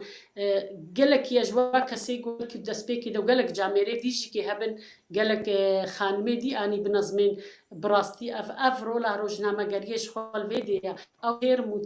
تیگهن گو هسته نتوایتی تیشینن گو اوجید کفن همان شاشتی وکو میناکه کی بچوک از جی بیجم گلک تشتنا دما ام دبی روجاوا و روجاوا یعنی مجار کن ویسی بو دیساد بیجم و مجار کدی گوت بو گلو روجاوای کودی روجاوای سودانه روجاوای سومالی روجاوای دریای از هیوید کم گو روژنامه‌گریا کردی به وی اکیرا بجبرگو ایدی امجه گو تناورد گنزارو که مجی که ایرو کرکه من ایدی به روجاوا دما از بیچما روجاوا به تلویزیونی مجن روجاوا گلو افتش نولو افکاری روژنامه‌گری هزار روژنامه‌گری میدیا کردی میدیا دیجیتال تلویزیونش خود ورد قیاد که گواتگها تیگه راست بگینه شزاروکا و نفشه نوهاتی ام از مزگین حسکو جروجاوای کردستانی منج روجاوا تلیما سپاس تو هر بجی نه بگو منم جید بیجن روجاوای کردستان او گروپ اکمه کرده بس ناوی روجاوا لی کربون و داویج دف جوی ناویجی بردن ناف کی دیانا شخور پیدا کرنه گلک سپاس مزگین کیف خوش بوم گوی شفت مربو دوی روجا پیروز ده معنا درفتی بدن حوالا زارین و میوان کوی مستجان کرد میوه هر دو کابینه مثلا کلوا بکن و می درکبن زارین و مستجان کرد و هر دو بخیراتن سرچاوا سرسرا ما گو مثلا کلوا بکن و می خوب دم پاش تمام بله نهاجی میوانه کسایتی که جه چیای کرمنجه جه عفرینا رنگینه نویسکار و روژنامه‌وان کرد جان کرد براستی خود گلک پیرتوک و گوتارن جور بجوره تبخیر هاتی مامسته جان سرچاوا سرسرا دست پیک دا دخوازم تهنه که بحثا تجربه خواهد دواره راگیهاندنه دا جبو ما تماشاوانم بکی تسانه دست پیک دا از خوازم سلاو که گرم بشینم بوان کسی که روزنامه کردستان آوا کرنه دست پیک و کارکری دوی اوه که بلاو دکرن دوان سینورا را در باز کرن و بو همی روزنامه وان و نویسوانین که خدمت میدیا کردی کرنه جو وقتا که 4 پلک بین حتی انها تلفزیونا و بتایبت دایکین شهیدا دایکین واروزنامه وان آتنه گرتن اشکنجه دیتن دبر پیو خدا اوا گلکی یعنی گرنگه لی پرسک من هیا ما هوا کسی منطقه چیای کرده جمن باشتر دوی واریده ندید دکتر عبدالمجید شیخ هیا که حیدر عمر هیا خبات نیوانی مزن دوی واریده هنه مخابن و از دعوت نکرین و از دعوت کرن خم ناکی ما مسترز و صناوه مجبوان هيا لتجي نكسكي كيمي براستي ما ايرو تكري ميواني خوا امي روجن دين وان بكن ميواني خوا خدا جوا راضي اگر در سر از نخوزم دريج بكم جبر كو قال كاس انا اوج خوزم از اما كورتي بيجن من قطار اول سال 1906 نهاد كوفارا گلستان در نویساند اوج قطارك لسر جيروكو افسانه كردي بي لنا بيرا من بناف بيكاس بناف تشتكي من بلافكر وما مستوى رحمتي جگر خنجي رازي بي قلت بي بلا اف خورتا بنفسيني خابن ديرو قدامك كن از شم كاتم حبسه ويدي او جنزام تشبيات تزاني بناف ويش بيركر نا يعني بدس من نكت گلستان بدس من نكت بشتي بي جسالة 1907 دا يعني از كتش بيجم من دقلك كوفارا دا كاركر ونفيسانت يعني بو قالك كوفارا من نفيسانت جوانجي هنا وك ام ببين يعني از نظام نواتش بيجم لي من ليستاك دريج نفيسانت بو كك عبد الباقي حسيني من جراشان بلكن يعني اگر لازم بيجي براسي من قالك كوفارا دا من لجم من حزب نمومه جبالكو ميديا كردي دبن دستي حزبا دايه حتى روجا ايرو جروجا كو حزب پیدا بین الکردستانی حتی نه هر کسی که روزنامه که خوب پیدا کری رادیو که خوب پیدا کری نه تلویزیون که خوب پیدا کری و به گره داوه ایدن یعنی نبی تشتکی سر بخوا من جمعن یعنی تشتک آرماجک سری مده آزادی ملت کرد و سرخوبونه کردستانی که در دخز جکجان حزبی با مدی روزنامه که باش تعداد کردی های مدی جرد نویسان لوما از نو خازم بیشم گلک نویساندیه کووارت کردی دا یعنی از کارم بهتری 40 کوواری دا من نویساندی یا من آریکاری کری یا من درخستیه بخور یعنی از خازم سر تشتکی گرنگ بیگم نه سر دیروکا تشتی کو من نویساندی سر تشتکی گرنگ از خازم لجم کرده حتی رجا ایرو مگو میدیای حزبی هیا دبی میدیا کی الترناتیف به پیدا کردن وقت هم ببین مثلا پینوسا نو خطه کی ویرکه سربخویه نگری دای حزبای اواجی سرکت نکه گرکه میدیا الترناتیف جه حزبا هد المیدان او یک یه دی دموکراتی کردن میدیا کردی هر باور بک خوش کامن حزب هنه ناخذم بناف بکم حزب هنه دوید 40 سالی دا گوتارک من بلاف نکرن نه گوتارک و نه اشتنه یک بلاف بی صدم چیه؟ لهمبروی دل سودانی گوتار من بلاف بینه هر باور بکن دل پاکستانی گوتار من بلاف بینه او کوفار عربا و احتمال بمسألة كردي كرنا وان بلاف كري لمصر للبناني لحر دارك لي او بارتين كردان غزم ناف بكن سورينا بيكمان حتى روجا ايرو 40 سالي دا يك گوتاري من نهاتي بلاف كرن اواج يعني نشانه چيه لجامانا ليستي راشانه افكس نابد ادبياتي مدى دركبه نابد دركبه اف جی غمگینیه یعنی جی غمگینیه دنا ملت کرد از نابجم بلاف نکرد شیم درکدن بلاف ذکر ملجم کمونیست هم بلاف کرید شتی خون جم اسلامیست جم بلاف کرید یعنی جم هر کس کی بلاف کرید تشتی خوب دنگه تا چو صورت چو نظام خوشگذاری از باورم انترنت جم خوشگذارین سکنی باشه مامستا جانس که خوشم از کارم تر بردوام بکن حتی گو انترنت جم حواله مزارین دار کبه بگمان مامستا جان ری تناو عبدالمجید شیخ و آنی زمان از خوازم بی بیجم جواری خوی عزیز ره متکلی لقلبی دانی و او لتزانی العفرینه جمر قوت يعني روشة واق قال لك زورة قو بشدار ببه وكي نجي حتى ما فيديو كي قو قيد بكو جمر بشي نجي قال كي بيز أحمد بو جمر في هاوي ما تزاني يعني روشة هاوي قال لك خرابة ما قو أوكي مشكلة تنه بس إيرو رو بردوام بمره دي بينوسي دي كاري خود بردوام دك وبرهمي خود شينه مامۆستا جان ez ê pirsekê gelemperîş te bikim îro ro ragihandina çapemenî yan jî ragihandina Kurdî li Rojavayê Kurdistanê bi gelemperî tu çawa dinirxîne? Wek me gotî yani lawaz û jar in gelekî ji ber ku girêdayî mekteba siyasî hizbekî ye. Yani her hizbek rojnamê xwe hene, kovarê xwe hene. Tiştê interesant jî tiştê yani balkêş ku hizbekî ji hizba di rojnamê xwe da pelekek vala hêştî bû yani taybet kiribî bi navê el-rey el-axir el-rey el-axir lê ew rey el-axir jî gunel kêfê hizba nedat belav kirin yani ev serpêyatiya Kurdayê êdin li ba me Kurda tiştek tune ye li cem xelkê bez cem me tune اوجی چاودێریە ڕاگەهاندنێ سازیە چاودێریە ڕاگەهاندنێ وڵاتین ئۆروپا هەیە بەس جەمە کورداتن حتا کوردستان عێراقیش تنە کو ناپی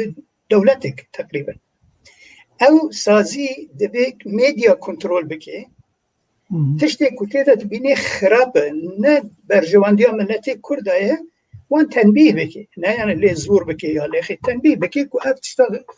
یعنی نەباش نە خزمەتێ ملەتێ کوردە بە زمانێکی خوشک یعنی بێرە بێبێ ئێدە دیێ کۆنترۆلکردنا بۆ زمانی کوردی درێ جارنا یون هەفپێڤیننا چێ دکن دەڤردا یا تلڤیزیۆنێدا بەرپرسن پارتیên Kurda tên meydanê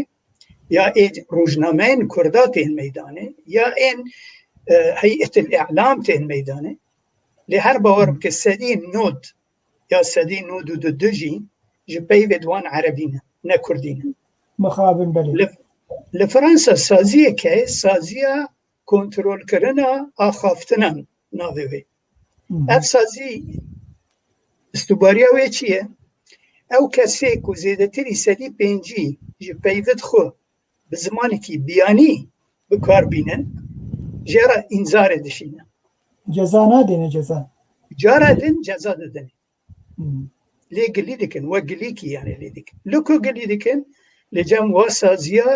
çavdêriya medya va tiştina gavê em pêk bînin em ê karibin gaveke pêşda bidin em ê karibin ragihandinê xwe pêşda bidin êdin jî zimanê Erebî pir e li cem ew ê jî li cem pênûsa nû jî heta min pêşniyazîk şand xetî nivîskî ji kek Xurşîd ra bigo em para Erebî bi carekê rakin em para Erebî belav nekin tenê Kurdî bû çi bû ku ew xurtê teze bi Kurdî dinivîsînin xwîngerm bibin ser zimanê Kurdî de hinek dibe çi Vallahi zimanê min Kurdî têra min nakê baba têra te nakê te tê şeş mal Almanya ya Fransa ya Swîsra dimîne te zimanê wan fêr dibê gelek kesê Rûs hene Amerîkî hene Kenedî hene Belçîkî Holandî Almanî hene fêr bîne Kurdî wekî min te qise dikin liyavanê jinekê hena reklamê tiştê xwe bi zimanê Kurdî dike ma bû çi em nikarin konta wê ser bi tatbîqa appa TikTok gelekî xurt e gelek Kurd wê çopînî mamoste Can ez ê qisura xweştehat û bikim ba hevara zarîn hat ew berdewam kir fermo zarî بلاز لبورينا خود خازم مشكلات دا انترنت دا هبو قطبو ما مستعد خازم زانب منيرين تا لسر يعني باندورا از ازيا سياسي لسر راگهاندنا كردي تا چرا دايكيه بخو از این نخوشی مروواتی تدیه یعنی نه تنی ملتکی یا دولتکی یا حزبکی یا سروککی از این مالا مرووا خرابکی سرنزنی پر خراب ها برادری که نویساند گوتی لماذا التجني على الاحزاب الكرديه من نتجني از راستی که بیجم راگاندنا کردی دبن دست حزب کردا دا کس نکاره به این کار بکی بله جمعه ببینه بیجم فلان روزنامه کردی سر بخویه یا فلان روزنامه کردی لیسته رش لجم تننه یعنی وقت مگوتی یعنی 40 سال از حزب کردات زانم جرا گوتاره که من بلاو نکرن بله و برا عالم دنیا تب بخونی بلا لجنه که چیکن وارن بخونی اگر دو گوتاره من همی گوتاره ندا یک بیف دجی ملت کرد یا دجی مصلحت ملت کرد هبه بلا وقتی بیشن حقی وانه باشا ما مستد دبیت چو واره کرن دبیت چو واره کرن يعني تدر كتبي موجود دسيتش لازم بين كرن بله تي ام راگاندنا الټرناتیو پیدا بکن او راگاندنا الټرناتیو چیه کو او روزنامه نه حزبی به بلا پارتی کی جی به گمان دبی سر بخوابه راستا حزب ده حزب سي حزب دکارن قال هفته روزنامه کی بدن دس انسانی سر بخو به کار بکن ده شرم من هکن بله نتزاني يعني دكاري يعني بمشيني بيكو شرع وحزب نابكي أبويك إيه ده ديمقراطي كرنا راجعندنا كرد هناك بارتي هنا الزمن كوسي چار نویسکار وان هنا واسه چار نویسکار نه يعني وك عرب دبي لو دخلوا جحر ضب لدخلتموه يعني بارتي بدي خو كفا بلاقيني او نبيسكارجي مخابن بيرد لاقي لي جنش كفا تدبي جوي بارتي قتي ودي داس بيدكي إدي ما الشري وان شركي رادكي وشروي بارتي دكي بله مروه که نویسکاری که باشه جورنالیستی که گلک باشه و ناف داره ده ناف کرداده وقتی کل جمع PKK بون تنابری مدا مراسله چی بون از اگر بلا بکم و مراسله نا وی خلق يعني وی گوتنی خراب جرا بشه چی تشتی خراب لدنی هبی بومد گوت نها درد کفه تلفزیونا رخنا کاری که نمره یکش PKK هی به افتشتا واحد بنا لازم وا کسی وکی کوله خدمت دکون سبا درابن دبن دجمن نحوین الجمع او کسی به ورکی جوان را بیجی اف شاشه وی از به شاشه وی قبل ناکم لسر به نانویسی او ناجی که منه او کس که منه هنک جی هنه دسالاتی لکوبه لگلوین دسالاتی لکوبه لگلوین محمد حسنين هيكل كود أصلي خده كرده ها محمد حسنين هيكل مزنترين روزنامه‌وان عربي بله چه حكومت لمصر بيدا بي پشگرتي و حكومتي كر يعني لسوريا جهني كان وانا بعد سهره كي وانا اهر پشگرتي وانا دبي ديمقراطيك كرنا راگاندنا كردي بشيوي كي سيستماتيك ام تيدا كار بكن ايدن مگود کو سازیا جاودیریا راگاندن تونل جم بله هر کومک کی نویسکارا روزنامه‌وانا بدن باسکه حزب کی داش خور پلان اکتینایی بله گروه پلانی خود ماشی ویرا نخمه پارتین دن چه بیجن طرف دی چه بیجن اول سر اخوی حتی مرنی و جویرات بیجن اخلاص الحزبی يعني ام دبي ندل سوزي بارتيت خوبن ام دل سوزي كيشايا خوبن دل سوزي ملتي خوبن دل سوزي خطا نتوي ياكو سر بخوبن بله بله مامستا ام هنكي ورن بحثا كردين لأوروبا بكن وام همي دزانن رافندا كردي لفيدر كي جلكي مزنا هروها دكارم ببيجن بحزاران كرد لأوروبا جيان دكن ل تانها اوقس روزنامه‌وان و نویسکارن ما ین لأوروبا جیان دکن نکاریبون کار خبات بکرانا جبو کنالک فرمی بزمان کردی لوان ولاتان وبا دخوازم زانبم گلو آیا افکی ماسی جمد آیا یان جی دولت ام ببیجن دولت آلمانیا چما ببیجم آلمانیا جبرکو اجمارا هری مزن کرد لی جیان دکن ولات آلمانیا جیان دکه او کی ماسی جمد آیا یان حکومت آلمانیا او درفتات تانها ندایا ما خوش کامل داری حرتش کی تا 4 جرا پیوکی کردی به شاشی گوت از رجاده کم یعنی کو تجوید در باز بین تم گشتک نهاد بین به تأثیر به حکاری زمان ترکی جیان دکن بله ام به کردی بین دجین نه بین جیان دکن 4 جرا تگو جیان دکن اما جیان پرایام بیرا کرن یعنی بله ببوره بلکه کی ماسی هبن دوار زمان کردی دا بلکه ام بیتر پیوین عربی جی بکارتینن نه لسر وی پیوی از بین بله لسر وی پیوی راگاندن کردی دا جم سیاستمندین کردا گلک دیویژن جیان دکن بلکه وقت ترکی دفکرن تزانی بخور به کردی دجین بله یا جیابون یا امی بجین تزانی جیان دکن تنت کردی دا نه تی گوتن الولايات اوروبا راستي يكتي اوروبا هي بس كش نوى كذا يعني جهه هذا حروار كده ندوري راغاندنا تنيدا دراجي واري لينرينا هندكي نتوي وديني هاتنبر مثلا من برينها بساعد كي من ذاكر مدي لكندا بوليس كي كندي سكني وآزان دخوني بله پلیس کندی آزان دخوني اما وانا تورت به المانيا جوانا نه وانا هني كي روشتي غوارتن يعني لألمانيا دبيجي اشترى آزادي هر کار بکن ليه کارم رخصت بکن بله اما الولاتنا هاي بشكري جيري وك سويد يعني بشكري ديكن مثلا دمك يكي كتابك بنفسان دهات كرين جي كتاب خانة دولته دا او كتاب دهات كرين ويرنجي ونفسكري حقي كتابك هو دهات خست شيء بروبليم دكو دا نا مثلا ألمانيا دويتش فيله هاي تلفزيون دويتش فيله بري راديو بين ها بيو تلفزيون بري لكل نبي نها البونيه جيب البونيه جيكي مازن يعني بيتمك الزنرن برنامج وان بعربي جاي دويتش فيله بالتركي جاي بري ابو بكرديتنا جبركو كرتنا يعني تدبي او كي مسياج مدى يعني نجم جمدايا المان ريد ديتا برجه ديتا تكور بكي بس ام كردنا لسرابنا هذه ايه دي بو قنالكي ام خود درس بكن الله بكن برا لازمنا اوی پره خو هنه ناده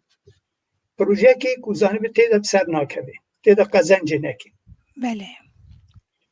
هنه انسانن گلک مالدارن کردن لأوروبا والإمارات سبه حتی باره تقتقه وانه دبید چه ام چه بکن خیر ام ناکن خیر بواره تلفزیونی که پشگیری جیره بکن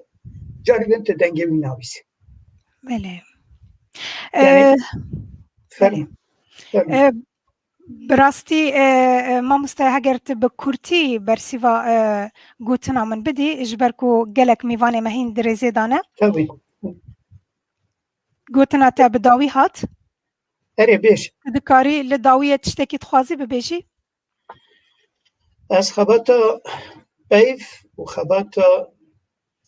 پینوسا نه سپاس دکم پیروز دکم پشگرتی جیرا دکم تبلی دبن ومهديدار هر دم که سر مجاره که بلو گلک رأی جدا بین بیستن یعنی نه تنه جوه که آوه درک داده چه گلک جوه آوه هبن و مرا ببیسته گوداری بکی به هفرا بگینه تشتی باشتر یعنی بو راگاندنه کردی و سرکتن جخباتی ها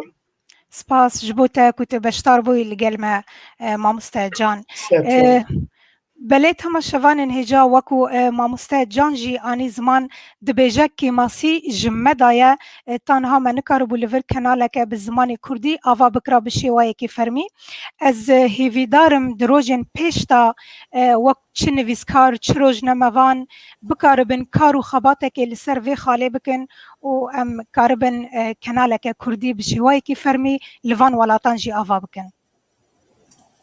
گلک سپاس زارین جبوتا و جبو جان چو براسی گلک تشت هبون مکاری بودو بابدور گنگشه بکرنا لی بله می بکن میوانی خو نزیکو هم کار بن گلک سروار زمان با خدم گلک سپاس زارین میوانی منی پشتی جان علی شمدینه دیبینم سر اکرانه آموستا علی تبخیر هاتی مایکا تگرتیه دنگی تگرتیه الو بخير إيوار بخير ما مستعري تشاوي بلاش إن شاء الله والله باشن سپاس روجا بيروز كتي لواو تماشباني وفي روز دكم اسلام جاني وكسين وك سربازي ون يعني ندير مجهول دي صدو بيستو سي صالية بيستو صدو بيستو سي صالة يعني نزيكا قرنك وربتي سالك وربتي نفش بدون نفش دا وك جندية مجهول وك سربازي ون دو هفدا خوات كرن دوي ريا روجنامة دريا كردي دا حتى هاندا في آستي حتى هاشتا في آستي جبور حيواناتي ريز وسلاف بله سپاس گلکی ما مستعلی بلی از پرساش تبکن حوالی ما خالد بهلوی ویدیو جمرشاندیه درباری روزنامه‌نگاری کردی از اوتامل هفدو بهدره گهدار بکن و پاش را از پرسی خوش بکن إيوارا بخير سلا فرج بو ميواني و حمي تماشواني قلما تماشا دكن إيرو رجا روزنامه كردية وفي رجين مالباتا بدر خان پیروز دکن جبر کارو کار و خبات آواد بر زمانی کردی ده و لحمه روزنامه‌وان گو لراستی دگرن و بوی را براستی دو گهزن و وها جی همه روزنامه‌وان رو زندان آدنه و یه گوش ولات خود درکتن هنکارن بگرن ولات خود وقت برازیم پیشوا بالوی و یه گوش جانا واجی دیار حین هاکا 6 سالات وقت خوارزم فرهاد حمو و حوز همه روزنامه‌وان گوش جانا خود دزداند بر ما في بلاد خود ام خير خوازيج مايد خوازر قوتمو دايم براستي ربن وراستي بيشخنن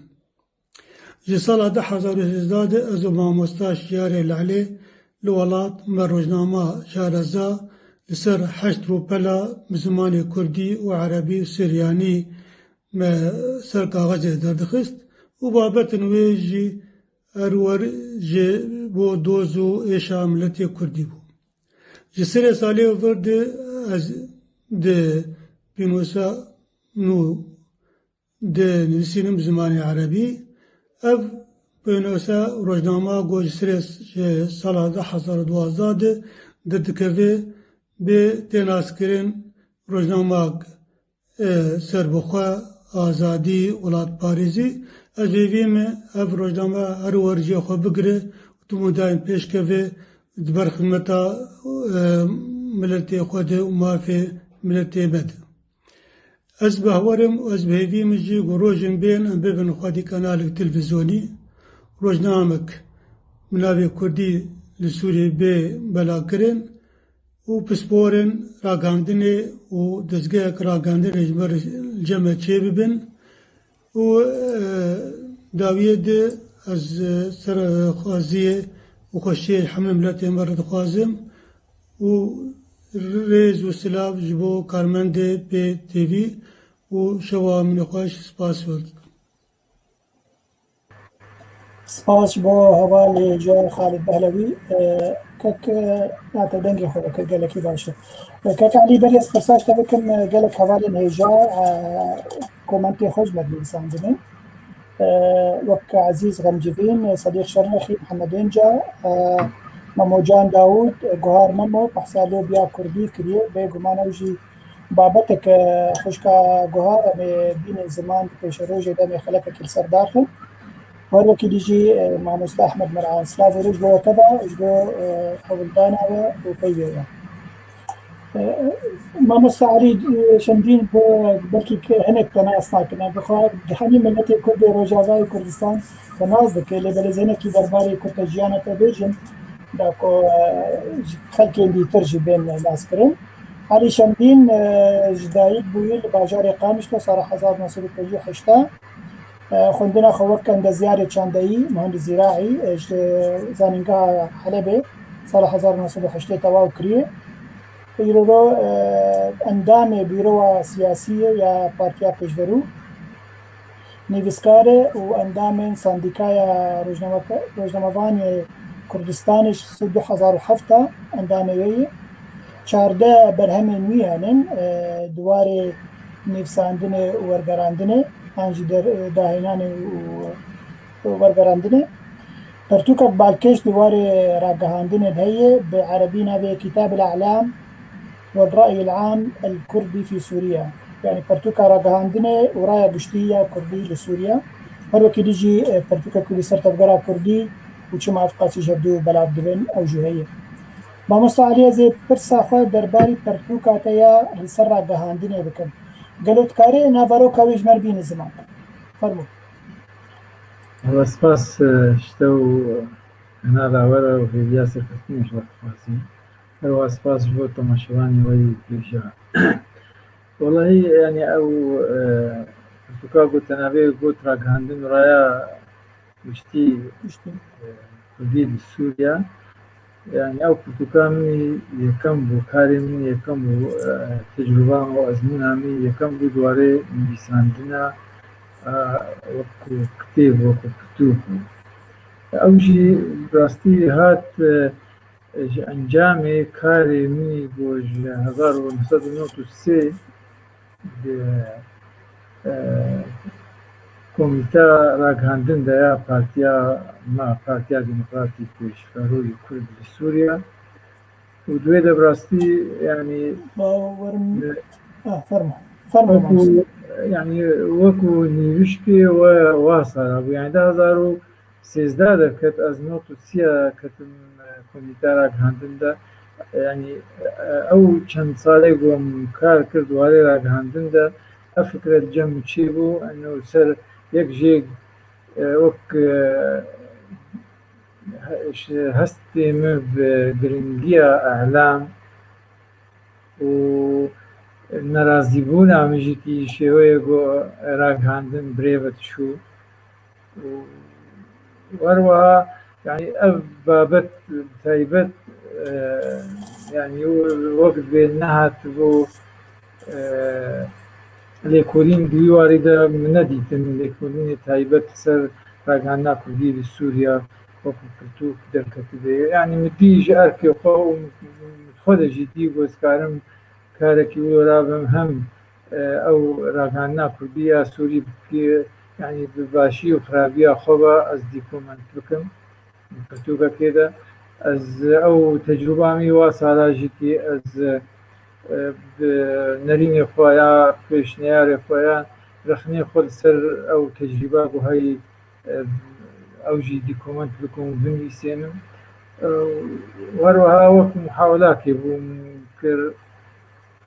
مزانم حتا کیجا ئاستی سەرکەوتنیانە مەژێ و عالیە خۆدا ینی ئەس بەشێک ژێ دوارێ نەزەریت سەر ئەعلاما کوردی عام ئابشتی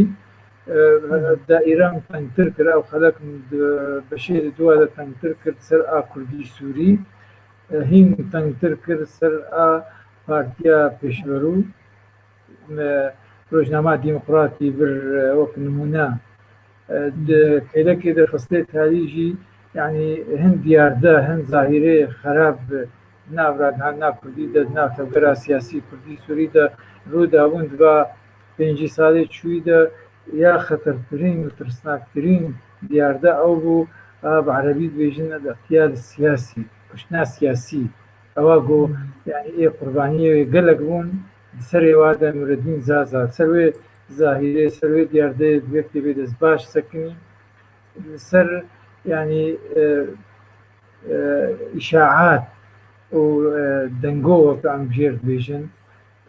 ناو تەبگەرا سیاسیدا و بێبەختی و تشتێ ورە و خەراب ئەو زمانێ نەشێرین سەروێ گەلێکی سەکنیمە چوە تەئتیراوێ باندۆراوێ ینی بە ئەف کتێب دوی وارێ ڕاگەاندنێ پشتیدە تایبەت سەر کوردی سووریا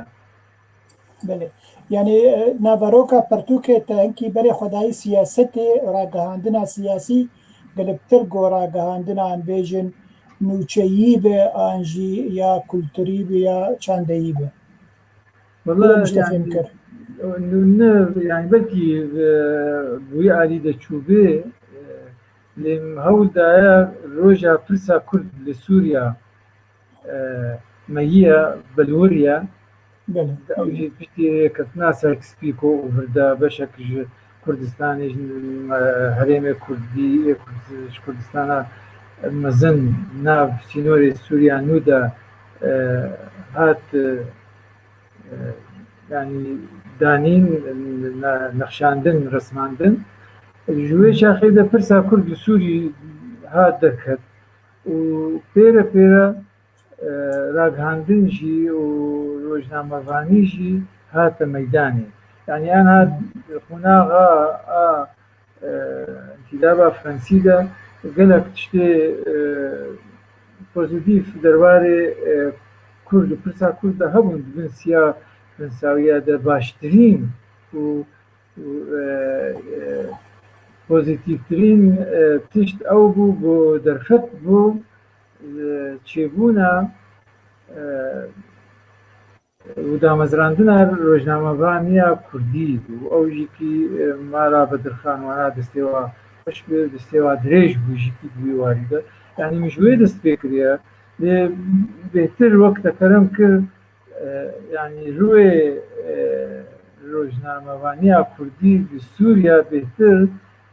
پشتی دامەزرانا تەوگەرە سیاسی کوردی سووری چێ بوو و بهتر ینی کەتە بن ڕۆنیەدا ئەو ڕۆژنامە و کەسێ نویسکار کەتن بن ڕۆنیەدا پشتی ئەو ناکۆکی دەست پێ بوون چەکێ سەرەکی گۆپێ بەرامبەری هەف دراوەستان هەر ڕاگهاندن نەمخابن باش بوو باش بچێتر بوو بۆ چەک بانە بۆ سلاح بانە ینی ئەگە سلاحی هەبا ممکنە بکار هاتبانە کارانین باش بشن سێمەی باش هەمە رێژاوێ بلند سەقفێ بلند کارانینە ڕاگهاندنی بوو ئەوژیکی ڕاستی ینی سەر سەکنی مەگەلێکی بێ چ خاسی دوارێ ڕاگهاندنیدا هەردوو ئێشان بنا هەردوو تەخوینکردە سوورەتی هەر خراپکردە هێشتنە حتا کەسێکی وەک نورەدین زازە دووەختا خۆدا بەلکی یەکیش دە کەسا بوو سەر ئاستێش ڕۆژلاتە ناوین ئێگۆ خودی ینی شەهدا بلند بوو ئەکادمیکی بلند بوو سیاستمەدارێکی هێژا بوو ولۆ لێکردن حتا گۆراشتە خە و سینۆر عەرەب قاچاغی خۆگهاندا ئەوروپا و بۆ دوێ کەس بدوو بدنێ وەز بمرژی کەس نەیە سەرکردبانە جێ مخابنیە بوو نەبتفەنگەی چوت راستی مخابن وەڵە وا گۆتنا و بەوا ئێریشێ ڕاگهاندنی مەولۆ لێکرد ینی راستی وە ینی ئێمە زناتە هەبێ چما بهترم سەر ڕاگهاندن تەرکیز کرد یعنی ئێمە جەمە وەک نموناکێ هەیە یعنی ئینسانێ گەربێ گەلکی تەرکیزی سەر چاوێ خۆت کرد یعنی چاوێ خوا دەبێ ئینسان ببینێ زانێ چ بێژێ یانیەکی گۆر بێ احتیمادێ بهتر سەر گوه بکێ یعنی بەلکی کەسێکی ناس بکێ بدەنگێ نگێوی ئێمەژی وەک دەبگەرە سیاسی کوردی سووریا وەکم گۆت ینی دەریێ خەباتێ تەنگ بوو ئەو دەریێ خەباتا چەکداری نەبوو ئا دیپلۆماسی نەبوو ئانزاچی نەبوو هەر تەنها دەرگەهێ سیاسی بوو ینی دوێدا بڕاستی شەهدەبوونە خەلکێ پارچێ دیترێ و ئێ شارەزا و ئێگۆ کوردستانە سووریا مانە و ئێگۆ وان ناسن یعنی دوێ حتا شوانێ کوردی سووریا سیاسەتە هینەکی فێمکی چما بگۆ بێگومان وەگوتە بۆ شوانێ کوردجی ئەو نەی بەلای هاتێ مامۆستا باقییانیش بەرگۆ ت دەرفەتی دیتر نەبوون هەر ئەو دەرفەت بوو ڕاستی کوردی سووریا تێدا زیرەک بوون و سەرکەتن و کاری بوون ینی سیاسەت تێدا ژیر بن سلاحێ سیاسەتێ چەکێ کارانین ڕاگەهاندن بوو بێجە ڕاگەهاندن چ قاسی ئەگەر تا ئاسێکی لە دیژی دژمنی خۆبکار ئاین بە سوختا لازم بوو دیژی هەفشی باش بکارتانی زانی بوون لە دیژی هەفشی بکاربێنی مقابل ینی ئەم پرتووکە هەموو ڕاستی دوی ئەتمۆسفێرێدا دوێ ئەتمۆسفێرێدەوە چێ تێ مامۆستاعلی خەم ناشکەرەمەتەرە دیسا دەرباری پەرتوکاتە بۆ گۆتیژی دزانێ ji dema heştê de sala 1980 heta sala 1990 yani tevgerek çandeyî li nav Kurdên meyî Rojavayê Kurdistanê çêbû tiştekî gelekî mezin bû. Çi kesên serbixwe bûn, çi kesên partîzan bûn, kovarê xwe derxistin çi bi zimanê Kurdî çi bi zimanên Erebî yani tibabek ji rojname û kovaran derketin hemî spehî bûn bi rastî çi bi formê xwe ve çi bi naveroka xwe ve. Gelo te behsa wê demê jî kirî wê qûnagê ji heştê heta notî. تفاصيل مدنية يعني بانوراما روجنامەوانیە کوردی سووریا باش تەقتیە کردە وەک مشتەرگۆ نمونەژی برنە يعني هەنێک ئەحسایات چێکردنە جەداول چێکردنە وەک نمونە دیموکراتی بریە تحلیل کردە يعني ناڤەروکاوی چاوا بوو شکێ دەکردناوی چاوا بوو کاتێوەی کاتێ گوتێدە بەلاو بوو زەمانی گوتێدە بەلاو بوو دەستکرد ئاستەنگێ دەهاتن پێشیە چ رێژیمێ بێ چێ ئاستەنگێ تەکنیکی کار بوون قوناغی وێم یانی خستێ سێ چاو قوناغ هەر قۆناغێکی سیماتێوێ و تایبەتمەندیەوێ دیارکردنە ینی ملگۆر خۆ بێم کارێکی تا حەدێکی باشە و ینی گاوا ینی جم گرنگ ئەوە بۆ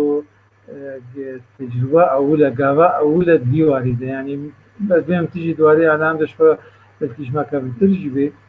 يعني تنبهستي كتابك بسرت يعني راجعنا كردي سوري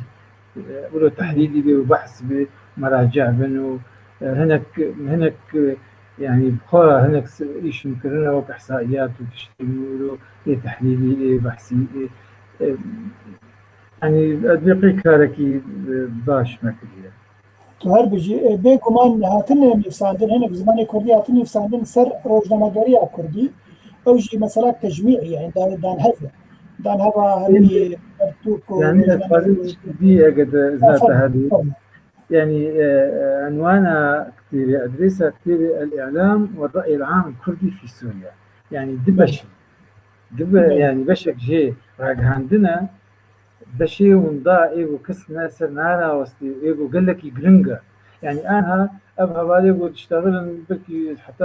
اصلكي بلندجي رخني واجي خد جيبن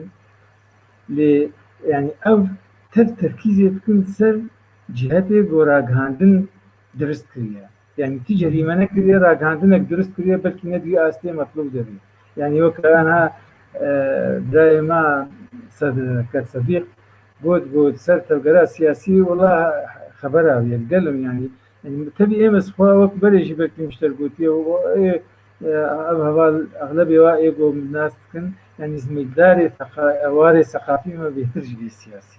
وعز وقت يقولوا بدفت بيجي نتن الدفتيه وكارشي يعني كاركي باش دوارين لساندني وشي كده وكي مجورم بلكي وقت يوم بيهتر خدمتها حزب اخوبكم خدمتها لسانیم کردیا لتبي ويجي ام ازوك مثقفه بنرمز بيجم ادبيجم يعني دي آلية أساسية هنا أو فشار يعني راجعندني خلقا راجعندني شارن يقول دشيني المرسل بالعربي أو وسيلة ونقل كي ناما قلت هاي خطابه متلقي يقول خطابي والدجري يعني إما بهتر دبيبتي بده بشكل مزنجي للسر رأي قشتيا كردي سوريا يعني أنا علامة كي نموذجيجي بيني وقت رأي عامي قشتي نستويا بيان تفاعلك إيجابي تكريك بوزيتيف تيرنكي أو راغاندن هربر عريتي يعني معادلات هذه أو معادلة متوازن دي أدبم تبقى كردي سوريا تشكي معنيها بيجي أدنى نحاضر دفاع بردبكم بلكي هنا كيمانية زي ترجي بيجي للتالي ده أو تشتكريه يعني براستي تبقى سياسي كردي سوريا ده تراكم بشيء كبير دواري راكاندنا يعني وقت كليا دي ككل جان كرد جو أزمة حزبي ما نحزبي بس تحدات كن إلا تحزبك يقدر باسويا مستحيل كسك روشنبير أو ليجو شيء بدبي نبي نيج واجبي خو تبدو تبقى سياسي به تبدو به بلكي أو خجية مستر بيني يعني ويش خو مستر بيني يعني آخر خلى لك تشيد به أسباب قالك درت كبير إيم الباما أو يجو درت كبير بسري خود بيروشن بير ياد بين بيسكار باشترقو إلا بدستا حزبيتية بقري وهري إلا بارشبونا يعني ديسا يعني أو كسيبو خدايا يعني أذنب برأيا بود بيجن أف مثقفة ما تبخش بركاتنا علي لا تبلونا يعني أصلاً جيد براستي نافت الجرامة السياسية ده هنا نقول إننا ممكن إنسانك روشنبير مبدع بخوازي إلا تشتكي بدي ممكن نبي بيوست ضروري نافت الجرامة السياسية ده بيان ناف أحزاب السياسية ده جبل هناك جوانا وخب زور هشتنا مجبور بونا كتلة وطورينا أو دير تبابي ظاهرة الانشقاقات دم بحث كده شنو انشقاقك هذه بيد نتيجة حتى شيء يعني دوي حالة كده أز أنا رجاء جوز ببينم نكارم كاريقي ثقافي بكون مجمرة أولويات ثقافت بين أزي خب مالي كيزي بنويسين لي نا إلا مرو وقتها شي دركت إلا بكفرها بعد شي ده يعني جيم مخابنية بلي مخابنة في تشتنا لكرداد هاي ما مصالي أنت ناس كنت ذات وقت روشنبيركي قالت روك سياسة مداركي ريد كادركي بيشي جيد بارتيا خديل لأن حرتم التدر وكني بسكاركي وكي زعنا روشنبيرك طيبة في شهر دبر هم الدجي يعني فرصة داوي أبي ما مصالي أجر أن شاطمنيا كردي بقلم بري يا كردي مي رجعة بنرخيني بتشرنجي ليدنا فرنا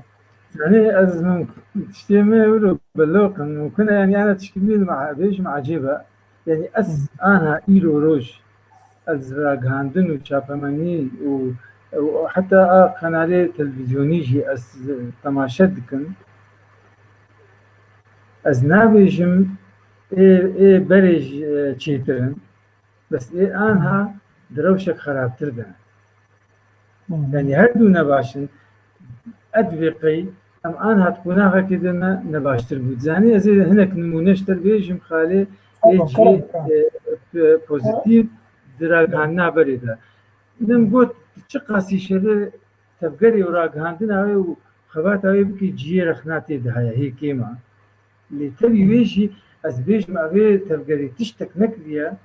بوجدانية بضميرية بلكي ممكن حقد ممكن مكاريبو بكم إلى آخره يعني أنا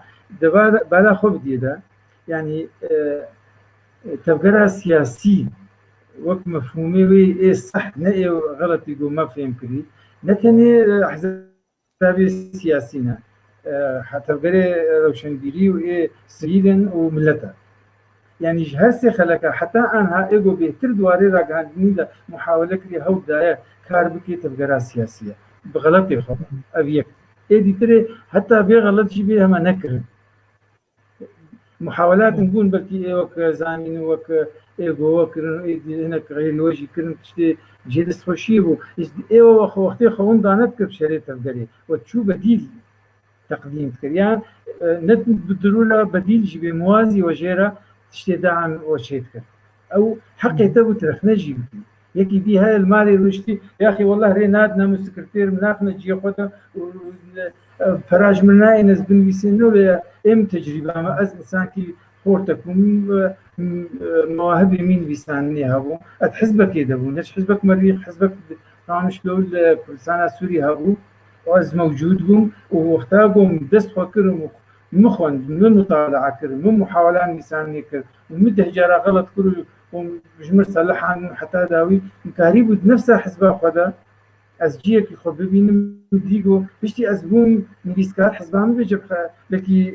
استفادة جمكر وقم استفادة جيكر بكي بيجي استفادة يعني مكاريب رحت مسبق الجمع هابو ام آلي هابكم إنسان ما يكي في هابي ممكن نفسه حزبه ماذا خلقي لي تنبو دفجت بردا دفش حزب جي دورة بردا دورة قلت والله أزيبو باب بروفيسور أقري دابانا أدبيهم إيه مبدع بيت حبس سيدة جي بيكاري بتي أب تجربات عادي تشتكي قلكي مهم هابو الحركات كردي سوري ده يعني مهاترات تجي هفكر الخبر هبردان بس روجك خطابة واي سياسي دوري هبنكت بلا خد بدي أقدر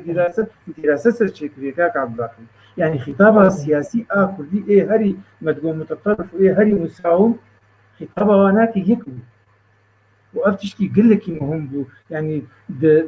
بينجي صالة شويدة تشامل كي قرابة يكي قبشكي مجول بسياسته الأوروبا كي قرابة إيقو مهتم بابو ملفي سوي ونافخة كده تبوتما كرد چو سوريا تخوازن وشتر بيك دوسي چا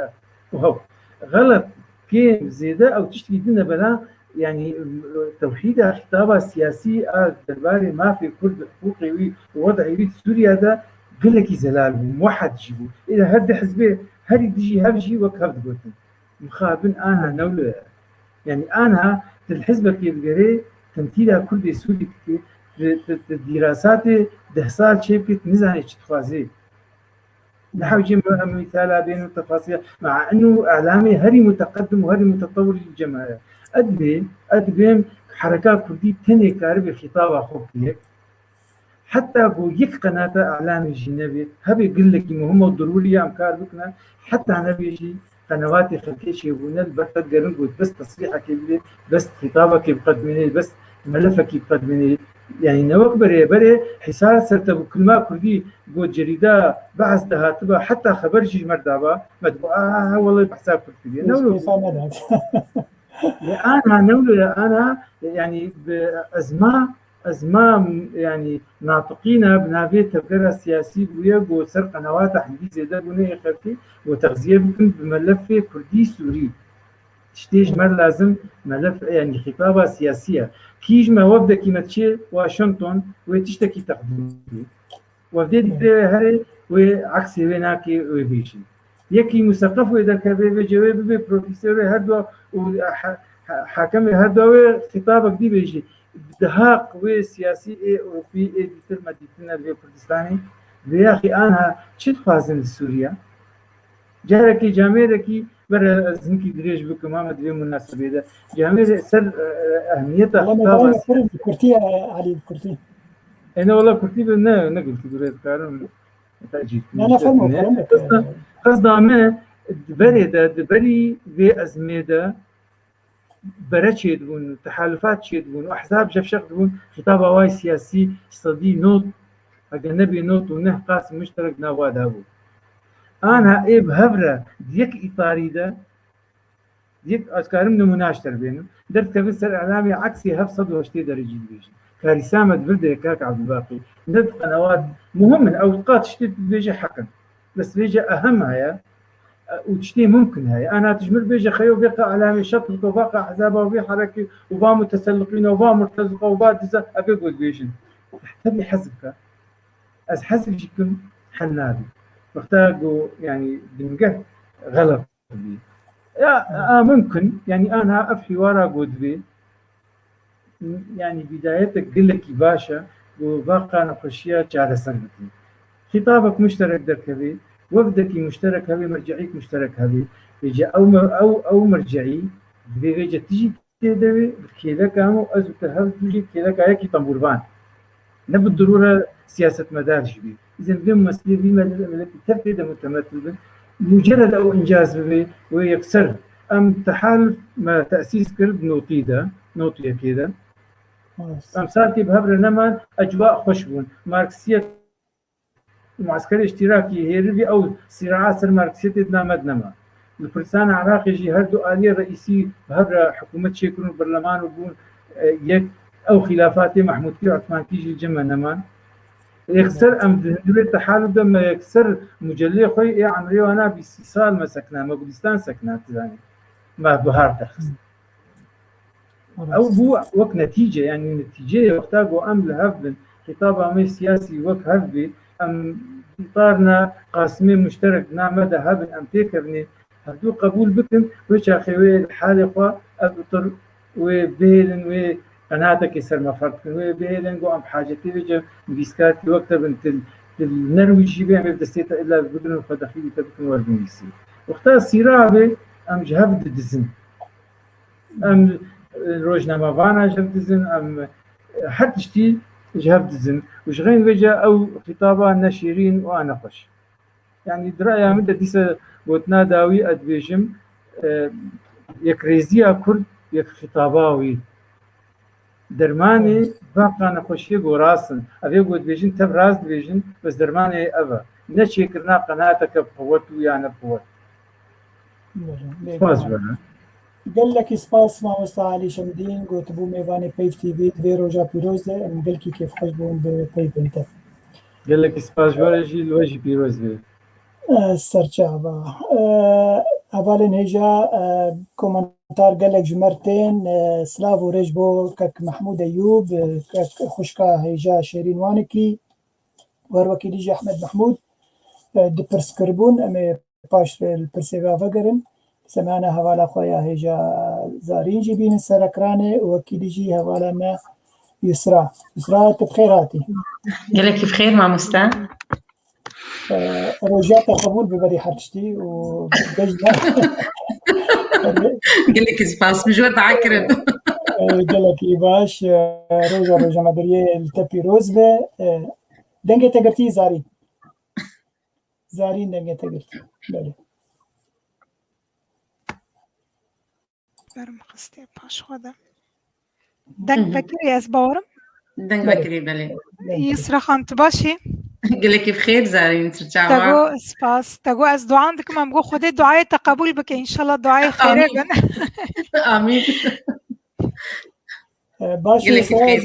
ازو زارين ام هر یک جمعه بپرسك اشتبكن میوانی ما براسی دکتر رضوان بادینی درباس بو نزاد شما درکت از هیدارم گو دنگی مت که درباس به او جی میوان کی می اینکی الباک ستیج ما هیچ میگم نبی بیجن قرابو درکت از هیدارم جارب دفعه باش یسرا می اینکی درباری سربورا ته تبو سرنویسرا کووارک کردی لهندری قامشلو بتخوازی تشتكي درباري به مسألة جمر بيجي بله گوگ از سر رولا خوی را گندنه از بشتغلم یان از سر روزنامه‌یا انجمن تنه از بشتغلم آزادی تکارب گلمپری با آخره تایبتی جی سروی کاروباری وقت سر دیوی سروی کوباری انجو روزنامه تجمر با آخر بله معلمي بسكيب برجع خطيب مولا علمان دي جختي ما تنسى فيلم بسكيج داتينا بله از دسبيكي روجنا ماجريا كردي اللي همو روجنا مبانان اسبيروز دكم واللي همو كارمندين بيد اسبيروز دكم روجك جي شهنازية وإيرو أم ببینن سرکفتنا ما دواری راک هندینه ده وقت کرده بشکل به آوایی گشتی گر امبیجن بله مش 2013 دم کاری راک هندینه کر از وقت کمیتا راک هندینه یا انجمن خوجهیه تخاغر بیده دسته که مکار کرد دوره از بوم وقت سر نویسرا مالپراتوریا دنجي كرد شبكة صوت الكرد استحريرها ويبهم وقت مال برك وقت موقع دي سالة 2013 تا 2015 ببوره از تبلي كوميتيا نفيزقها تشان وراك هندني يا انجمن اجتماعيه كردي ازبوم جوي دميده ازبوم وقت السرنبي سرا روزنامه انجمن بزماني كردي رئيس تحرير جريده انجمن بوم بزماني كردي بتايبت مدرخص بلي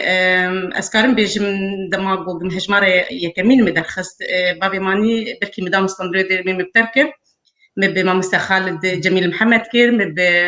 سيف سلاف رزم جير قهدر استمر او شيء الكارب هنا كي بمر جبر متخص بتشاواي ازي تشاوا اي كمين ازي درخينم براستي از بيجم كارم بو ناجر كمين بو ما روجمايكا كردي بتايبت مدرخص وبالتناخوا ب دستياري ببرغو جهبه از بتناخبوم مدرخص او روجمج نهرو بلا سركفتي برنجي سركفتي مدرخص دوفراد يا يكيف دوا وادم وقت دستايا بريفبر مش روزنامه تشيكر ريزوسلاف مجباري ما مستر محمد كوسا او وقت كسي اللي بقري زمان بو وقت مصمم وي روزنامه بو وآلي كاربو قال لك بمره وما مستا فرهاد شيخ وسلاف وريزي مجبير جهنا او جي قال لك آلي كاربو بمره براستي ما هجمار باش وي روزنامه مدرخص دقيا دور حجدا روتالان بهتر دبون ما قريبو هين بهتر ام بيش بخينن وهين جي ام درخينن وما قال لك هول دا بيش خصناوي بهتر برنجكي خوشك مدرخص برنجكي سركفتي چاندي بو بشه چاندی بو سیاسی روشن بی چاندی جواکی بگلک بشانجی ما در دخست تام بشه زاروکا جبداوی مخست بویده ما دخست ما مستر محمد کوسا او علی کاربو بو بشه زاروکا جی داخله استران زاروکا تشن زاروکا جی که در باسی روزنامه خاطر ل مخابن روزنامه هات سکناندن امنا به لغوبود نما ل هات سکناندن شبرگون خوازن اوای کی کاغذ دخینن باوايكي ورقي امي درخينن جبروا له روزنامه ما هات سكن عندن تارو جائرو بلي ابو ازهات اسكيف خشم قوي جائرو زراق هندني داد كنالا بيك تي في دما تو بيجي امشي كيف خشن كنت ايرو تدما خدامه وتو بشدار بوي بمرا قلك سپاس كيف خشم بروي خشكي وقتاقوي هوالا مي وبمرة وبردوام بدبيك تي فيديو هلبت سركفتنا ما بكسين وقوا ولو زانا وجير وسركب بيتر بيبامه سپاس بوتا زارین کاری پرسه که جسرا بکاگت حزبی يسرا خان دخوازم زانبم رولا جنا كرد دواري راقي هاندني دات تشاوا دنرخيني بله جنا كرد از بيجم وك بيجي قدرات وامكانياتي وي هي هولدانا وي هي ودما درفت جي بي بكرن كار هم كاري بكنا كايرا عندني تاني بك لي كاري راك عندني او كاري وقت بيجي او وجداني قلاي دما بوجيت درباس بيدي جنا كرد مديت بيهتر رولاوي قال لك بخورتي تشبو بشتي شورشا سوري جبت درفتنا كي جيرفا بو بشتي ازادي وبشتي شورش ومديت مد براي خوي كرد دركت دنگي ويجي هبو دنگي خوجي بجي اني ام دبينن بوغ جسر بلنداي دما قام دبينن جنا كرد فانغا بادا فيجن وجنا كرد ايرو باوايكي قلكي خوش وباوايكي برفره كاري راكاندني دك بله راسته كاكي عبد الباقي تشو ديار ازو تامه تمام بكن جمع في كاكي عبد الباقي سكارم انا يبين مسركراني وخذ خصيص كارم يبين هذا حاجه ازي بين حاجه تنبينه براسي شندي دور هرجي اميتا بينن يعني لا سكارم يبين ونجامرن هوالا اسرا سكارم به پرسشته بکن بریگوان فيديو كي شاهيني بكر سويركلي لاستراليا جمر شاندية امي هرسي بهفره امي ليه تماشا بكن باش لازم برسا خوشتا باش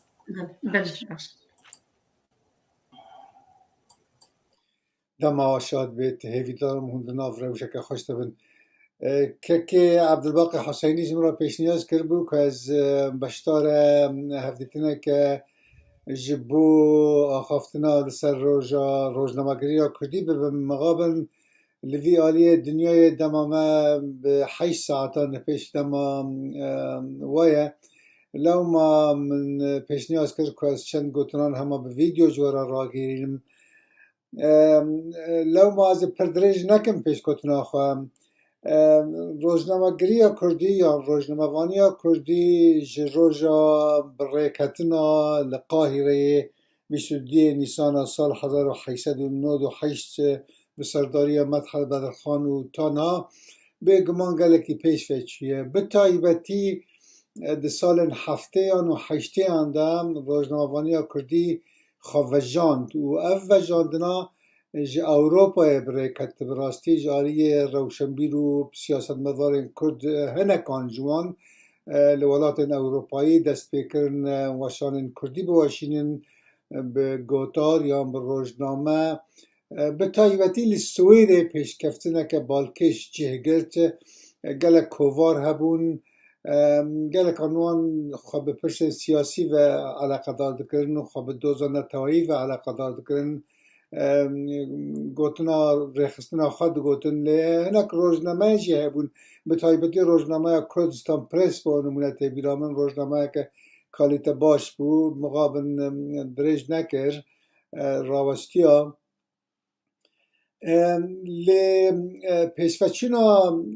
هری باش دما تلویزیون ساتلاتی دا جه گرت دما تلویزیون ساتلاتی دست بکرن وسان خواه پیشکش بکن وان وشانان وکی جبر کرد به دولت بون دست بکه بکی ماسی وشان ریخستنان بون پروپاگاندا خود کرن نه وشان اوبژکتیو بون یعنی لی چاوابه روزنامه‌گری تیدا جهده گرت و روزنامه‌گری کردی و تلویزیون کردی و رادیو برنامه رادیو کردی پیش ده چون 15-20 سال چونی ده لی اگر یعنی ام نه پر نرینی بن یعنی آلین ارینی گلکن و لی اگر ام روزنامه‌وانی کردی براورد روزنامه‌وانی اولات پیشکفتی بکنم مقارنه بکنم بنرن کنم هین گلکی لپاشن چما ام لپاشن همه به کرتی چند سلمان را گینم یک جبر کو درفتن دست مده نوکی درفتن هنک ولاتن پیشکفتی هنه درفتن آبوری درفتن تکنولوژی و یندن یادن تانهاجی میدیا کردی به پرانی دست ریخستن کردی دایه و جبر کو دست ریخستن کردی دایه چقا روش باشترجی ببه راگیاندنه که ریک و پیک موضوعی تنه لی نها میدیا دناو میدیا جواتی دا جیه یعنی برای اینترنت گلک واشانن معنوا واشانا پیف بو نمونه کار خود کنه گلک سودیوان هیه لی اوجی شیوه که تایبت یا میدیایه از خواستم چند سرمان ببیزم چما میدیا کردی وکی که ام دخوازن پیش و نچیه اوه وقتا ناده که پیشفتون چونه پیشفتون هایه لی بگمان ام دخوازن هین بیتر پیش و بچه چند صدمان که چما بیتر پیش و نچیه یکی صدمان که بونا یعنی وکی بودن روزنامه یعنی چیه یعنی نامه که روزانه لیتا روز ایرو دناو کرمانجان دازدیم کرمانجان دازدیم امتم بشیوه که عاطفی نتوی امتم کرد جدابونه که مزینه هیا لذر ما فهمتنه سر روزناموانی یا روزالات کردستان با خفم دمام هایا من گلکی جوان تنه به چاوا به های مکیم زیدج با شور کردستان پچکی هیا لی از بیتر در حق روزنامه‌وانی یا عالی کرمانجان دا خفمه یعنی ایروز دناف کرمانجان دا روزنامه که روزانه چنه که روزه ام ببجنج عالی 9 میلیون مروف بهت خواندن اگر هبو یا اگر روزنامه میلیونک روزنامه با آتا فروتن بگمان جبو صدمین آبوری پیشوچون جیده هبو یا لی پیشوچون اجبر که قزنج آبوری تیده کیمه پیشوچون جی کیترده به یادن روزنامه‌وانی کردی و همین میدیا کردی تا راده که بلند جبر بندستبونا گله کرد خواب پرسا نتوایی وگرید یعنی لولات پیشکفتی رو روزنامه‌گری خواب گلک آوان و پیش علاقه دارد که آواین سیاسی و آواین فلسفی آواین پروردهی آواین جواتی آواین تکنولوژی آواین گردونی و هر وها لی روزنامه‌وانی اما بپرانی تا راده که بلند خواب پرسا نتوایی و گریده هنجاران خواب پرسا چاندی بپرسا زمین و گریده اف صدمک و صدمک دناف مده دناف کردان دا گلک تابو هنه نتنی قد خبون از عالی دولت آنوا لی دناف ما بخواد قد خبون هیا یعنی تابو هیا ریخستن از عالیین یعنی ترسا که رخنج پشکرین ریخستن سیاسی وره دوید ام گوتنا خاطیخ نمیزینه پرسا که رخنج جواته و هبه امان و گوتنه ما که خلق یعنی کیف آوان ناهه تابویا جواتی هیا تابویا اولی هیا اجبو دین دوید ام مقاید بن که ام کس اولدار دین اسلامه ام آمان برا کسک دل وان نمینه لو ما وقت روزنامه‌وان آزادی ما هاتیه ما بخواب آزادی خواه بسینور کریه یعنی تابول سر ما هیه و آلیه که دن و ناو روزنامه‌وان مده کسی که بشیوه که آکادمی روزنامه‌وانی خونده بن پر که من گر همینجی به کرمانجی نخواندنه یعنی روزنامه‌وان دوید به زمان خواه خونده به دوید به آواه که پروفیسیونال وی کاری بکه همین روزنامه‌وان همان نه همیجی یعنی پرانی آوان خواب جوان ویران جوان جنان پیش و برنه یعنی خواب پرورده کرنه و یعنی مسلکی وان به خواندن آکادمی نیه یعنی روزنامه‌وان دوید 3-4 سالان بشه زانینگه که ببر روزنامه‌وان و بزمان خواب بخوینه افجی سدمه کدنه که پیشفچینامه بسینوره جه پیوه یعنی کارش بو روزنامه‌وانان کیمن که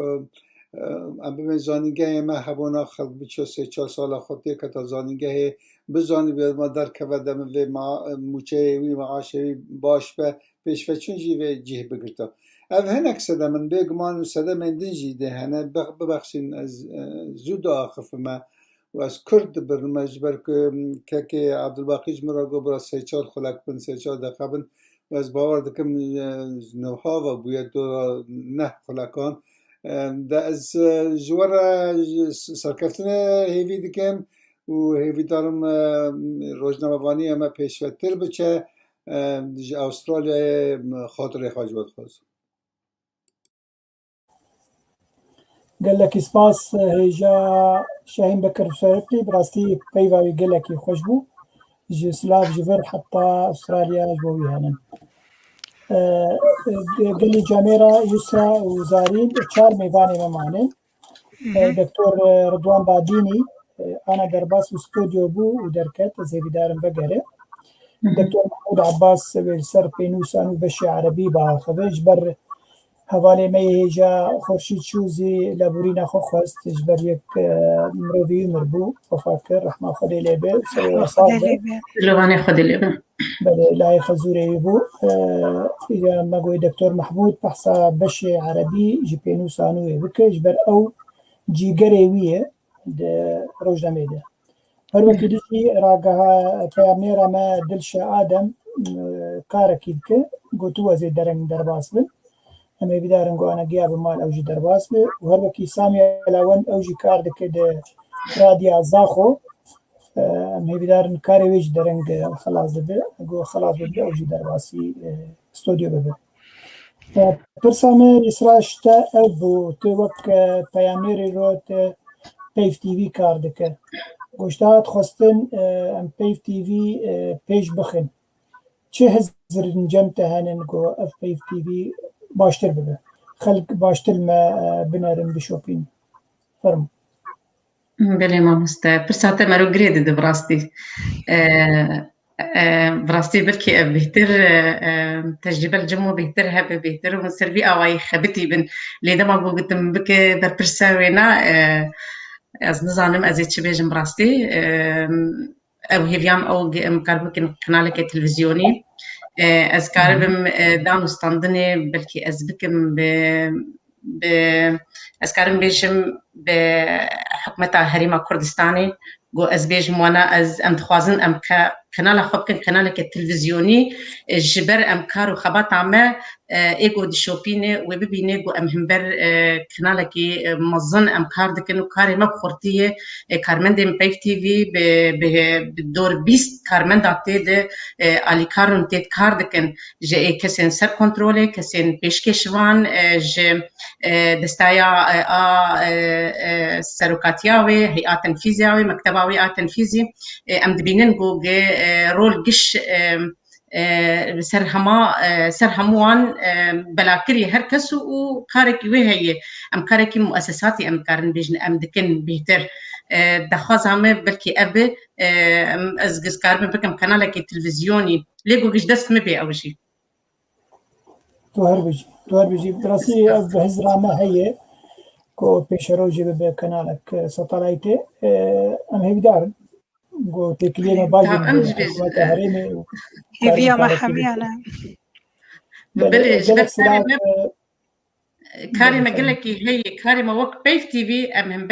بلكي 8 بيف تي في نسوديه هي شش مهمه نقد يعني كاربي جن ام تارو جايرو دما تجريبي دنا ام كارم خو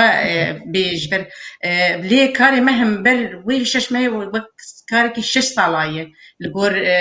گوگ برنامه می زنگین برنامه می زنگین میوانی ما امبری خودن کی جان میوانی ما کی جریز گرتن یعنی کسی گوگتین سر کانال ما آمده دبن لی دما گو ام دبیجن اف کانال یکتیا گشتی نویسکار روز میوانی کرده او تجاری نابون لباواتنی و تم دبیجن ام آمده نم از باور مبری خدای کی جان میوانی جی و آمده بوی و حاضر بوی جبر ولو کاری می زنگین و به هولدانا ما وک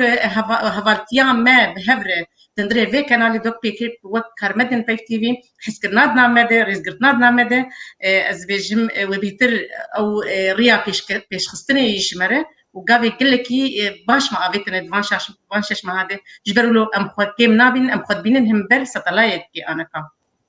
بله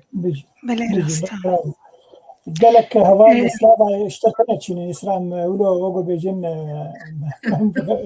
بالي من ديار الجمهورية وقالك ناولا الجمهورية وكشا يتبعي جاد ما قلتين او هفال المبون بحبرة بون بلكي سر جروبين زان ازرباس بومجبر ولو ما تشما دنافجي اسكسك حسكري ما دنافا ملتا كلك سباس حسكر بعد ليتي مظن يسرا خمبري خاطري خوشتا بخازم او بخوا برسك جمن هاتو بكرم براستي لي ازوي برسي اجوي برسي شتادكم دريا كومنتان دا كسكي داني بو هابونا جني دنافا راقي هاندني دا بستايلي ويا بلي أفسر تتشاوى فيا كده نرخيني يعني بأزمونة بكارو خباتي ويا يعني بالشكل ويا بستايلي ويا هلبت دماغو جمع خديت وكي برسم كاري سياسي جوك عندما انجمن اجتماعية كردي موم عندما من داريا قشتي انجمن بوم از انا نرى انجمن اجتماعية كردي الاوروبانه بلكي ام بيش دواري سياسي دي افري نتاز بيشاجني جنهشت نوك پروازي از نابج من دواري سياسي دي واز ديسه بيجن بيگوتني جبر منادت او جنگها جهه برياري جني بالخدا جني كاركر جني نخست بو پرواز دواري سياسي دي خص خدي كارو خدي خبات بو خدي رول بم لي ابدا فت تم بيشاجني تيغرتن دواري السياسي دي ما قلتي تارو جايرو جنا منبويه جنا كرد نبويه جهه برياري دي بارتين سياسي دي يان امبيشن دي وك انجمنا امي اجتماعي كردي ام بينين ما مستخص لدما جوجي جهه جهه سروكاتيه مدي بتشقا غابا بيتن وتشقا رولا بيهبو جبر دفت البربابو لي دواري راكاندي دي راكاندنا سربخوا مدي جوجني جن رجع بابيج جن پروازي جن خدي كارو خدي خباته جن خدي رامان دخوازي جوا رامان خوشي كي بدي خوياني دريا راكاندني دي دخوازي جوجي بينوس اخوا بدي خوياني دريا راكاندني دي دخوازي كارو خباته اخوا درخين دريا راكاندني رم بلي انا از روبلين جياني از بيشكيش دكم برنامجي دي باك تي في دي از هولدان دم گوستم ویجنی بینم او جنا خدی کارو خبات جبو ام تم نبن وک دبیجه بن وک پروازه که تنی دراغ هاندنی دیان چی کارو خبات اگو جنی بک جن دما گبر خو بده جن او خب جيد كيجبر او ستونا افانيا هرتشتي از نابج من جواك تاني جواك او هرتشتي جي دي برخوا مكان بيجن رولا ماجني دي بيف تي في دبركي رئيس قرتين شغالي ما تبع خوازم بس عامر بيتر از بيجم هبونا ما ازنابي من رولا ما بركي هبالي مش مخرتر نجي ما مستعب الباقي دكتور محمود ما مست ابراهيم يوسف رئيس قرتين بشار ام خوازم بس ام بيجنوك هبونا ما بتشكيشوان قناتي دم ابد دخو يعني قو ام نبروازن قو ام خدي رولن بله سپاس جبو شیرو وکرناتا السرفي برسي سپاس إسراء براسيم بوا حمية باختيارن وسر بلندن جو هون برنامج خو شك دشوبينن وبريفر دبن وميفاني وجي جيري زين أمي هوالي مع عبد الخان تلداري دي كنترول جمر سترانك حاضر كريد بحطام ميفاني تيبين أمي بيستراني قدار ممكن يا كاوي ساغا كيف مش كاوي ساغا رتي براستي عبد الخان أجر سترانة حاضر بي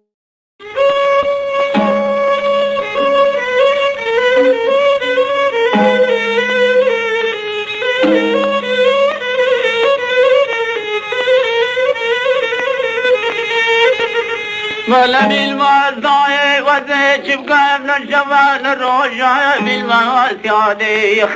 روجك لبي بالماسكة لي لي لي بينا وأدرات السار بانا كلي قندري طافي كتشيلي بقوري وإبرويوم خا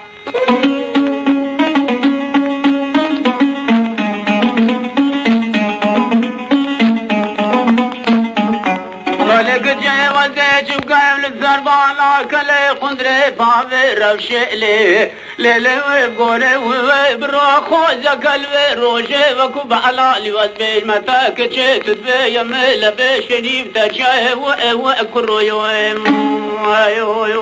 خا بالي روشي وزي شندي مالاد ليل بجني بالنشابي بلك زي خسارة بني فوش مالي مخا أوزي سال وزي بكجير قريب بلارا وقلي بجنا تميم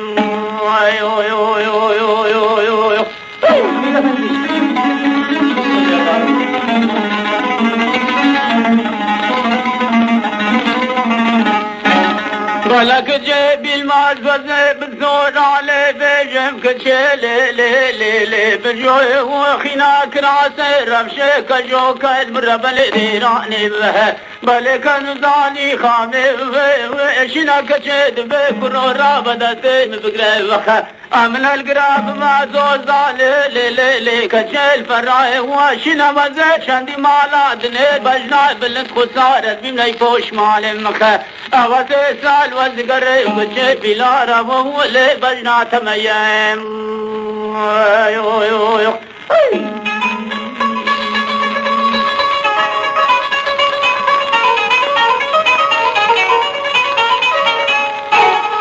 بالك جيت وقاد رمشي قطرة بجلي ياد ربلك تشلي ليل فهو صار يشتعل من رمشي شاياد بطنو باراتك ذا هو باري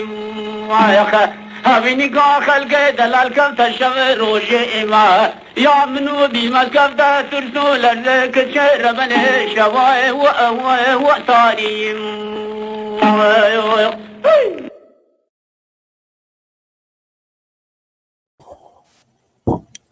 بله تماشاوان هیجان هیودارم گوستران بدله و بو يسرا وزارين بلكي افسران كي نسر دماغه بالعكس قالك خوشة كيفه من قالك جستران كيفن راتن استران كويس اغا استران كي خوش وهلبت ما مستعد الخانداني وقلنا خوش ما مستعد الخانداني تاني بلي زوقا كوچرا هي براستي زانن استراناش بنقينا بيغمان استراني ما كيفن همي خوشن ومن سرابون براستي يعني بلكي زارين بتشوك بعمر بلي دما مدى هرور أوبون استراني محمد عارف جزراي بو تحسين طه بو ميسا برواري بو كاويسا غابو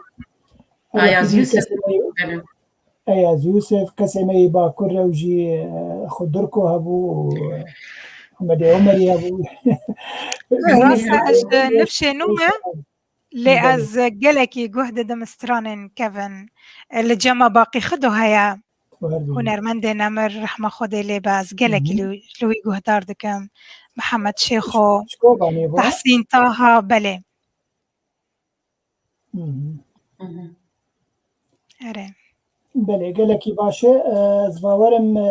نكارن زيدا يقولوا بمينن 2 ساعات ونيفي مقدية متخص ببي 3 ساعات 4 هبالي مكيم بون مش دكتور محمود جيبني بس نزانم چما درباس خويا كاريو چبو ام هيدارن جو خلقا يشد مال داخس ازو هبالا مزارين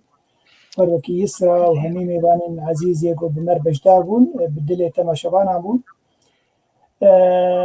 اگر گوتنه وی داوی هبن يسرا خان زارين وكارم بيجن باز كز درباس نبو مي خلقا خود داوي بكن وكو تجي كرم كزاري وكو تنها آني زمان هيفي دارم اف خلق براسي ايرود روكا بيروز بو گلك كسن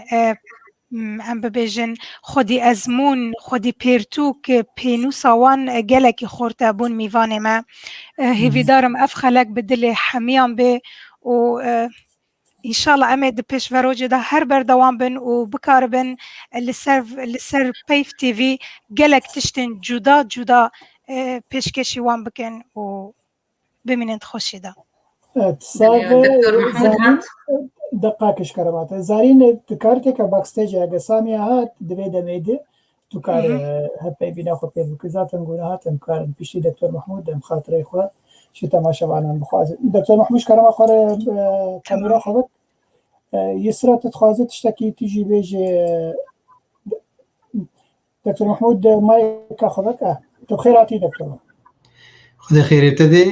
سپاسیاوت بکەم بیکاریەوەی پێویست کاری هێژا بڕاستی مژارەکە گەلکی پێویست بوو ئەس بە هەوڵ دەکەم هەموو خەلەکەی گۆمەهۆ خست حز بکەم مەحیر و حزکردن هەربژێ جەژنا ڕۆژنامەگەریە کوردی تەژی پیرۆز بێ سپاس دکەم خفتن مرە بێ متخصص پیرۆزایی بڕاستی ئەز vê ڕۆژە ڕۆژنامەوانیە لە هەمە کارمەندی میدیا کوردی بە تەمامی ئەز پیرۆز دکەم لە هەر کەسی ئاریکاریک یا پێشکەوتنە خستیە میدیا کوردی دەست پیرۆز دکەم سپاسیاوە دکەم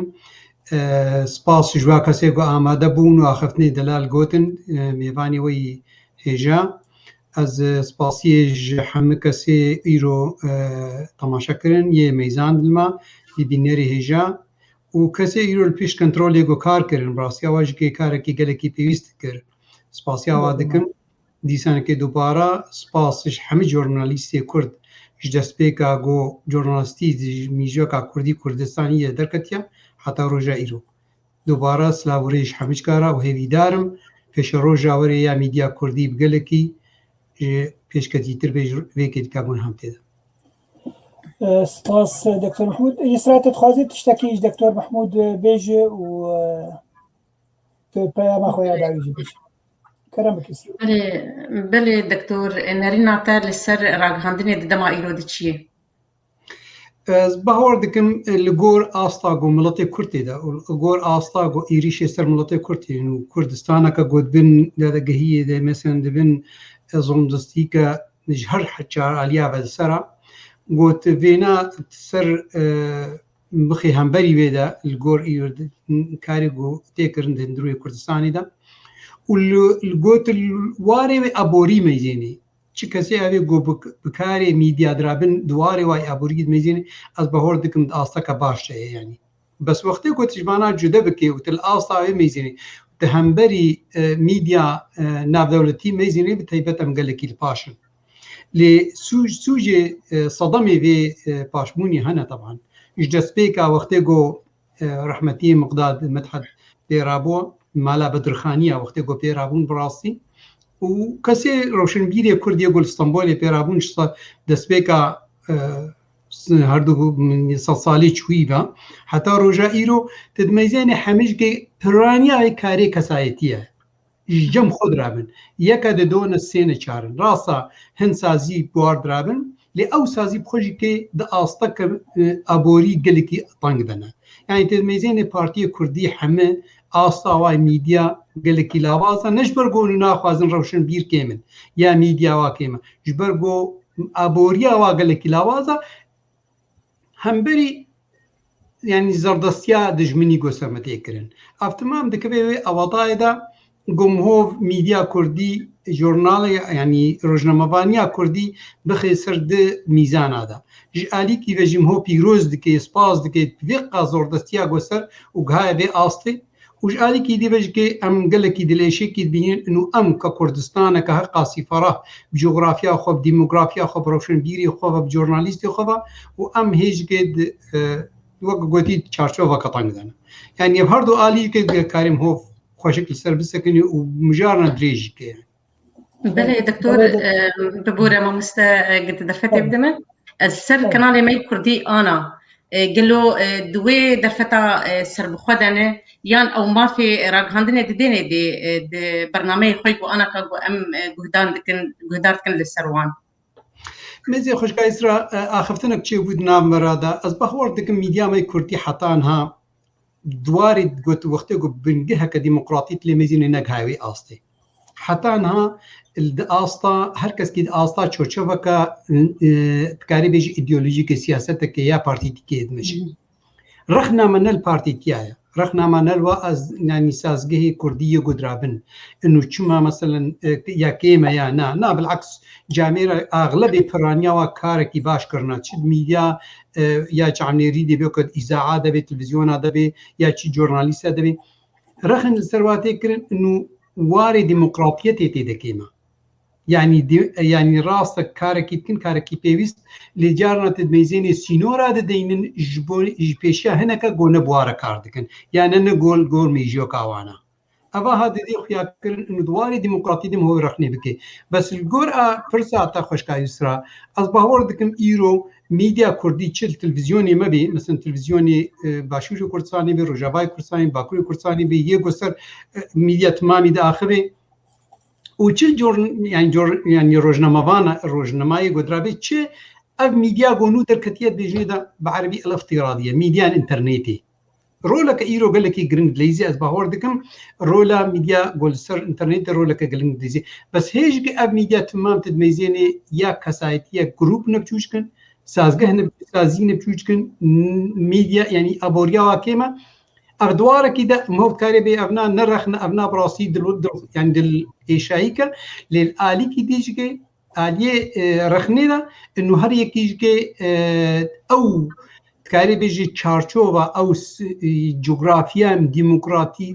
ديمقراطي جاكو موت خوازي دميديا كردستاني ده هبه دو وقت جو كردستان إيرو دبن ظلم زردستي كده ندوي تشارشوفا ديه يعني هي تدمزيني ميجوكا دا باز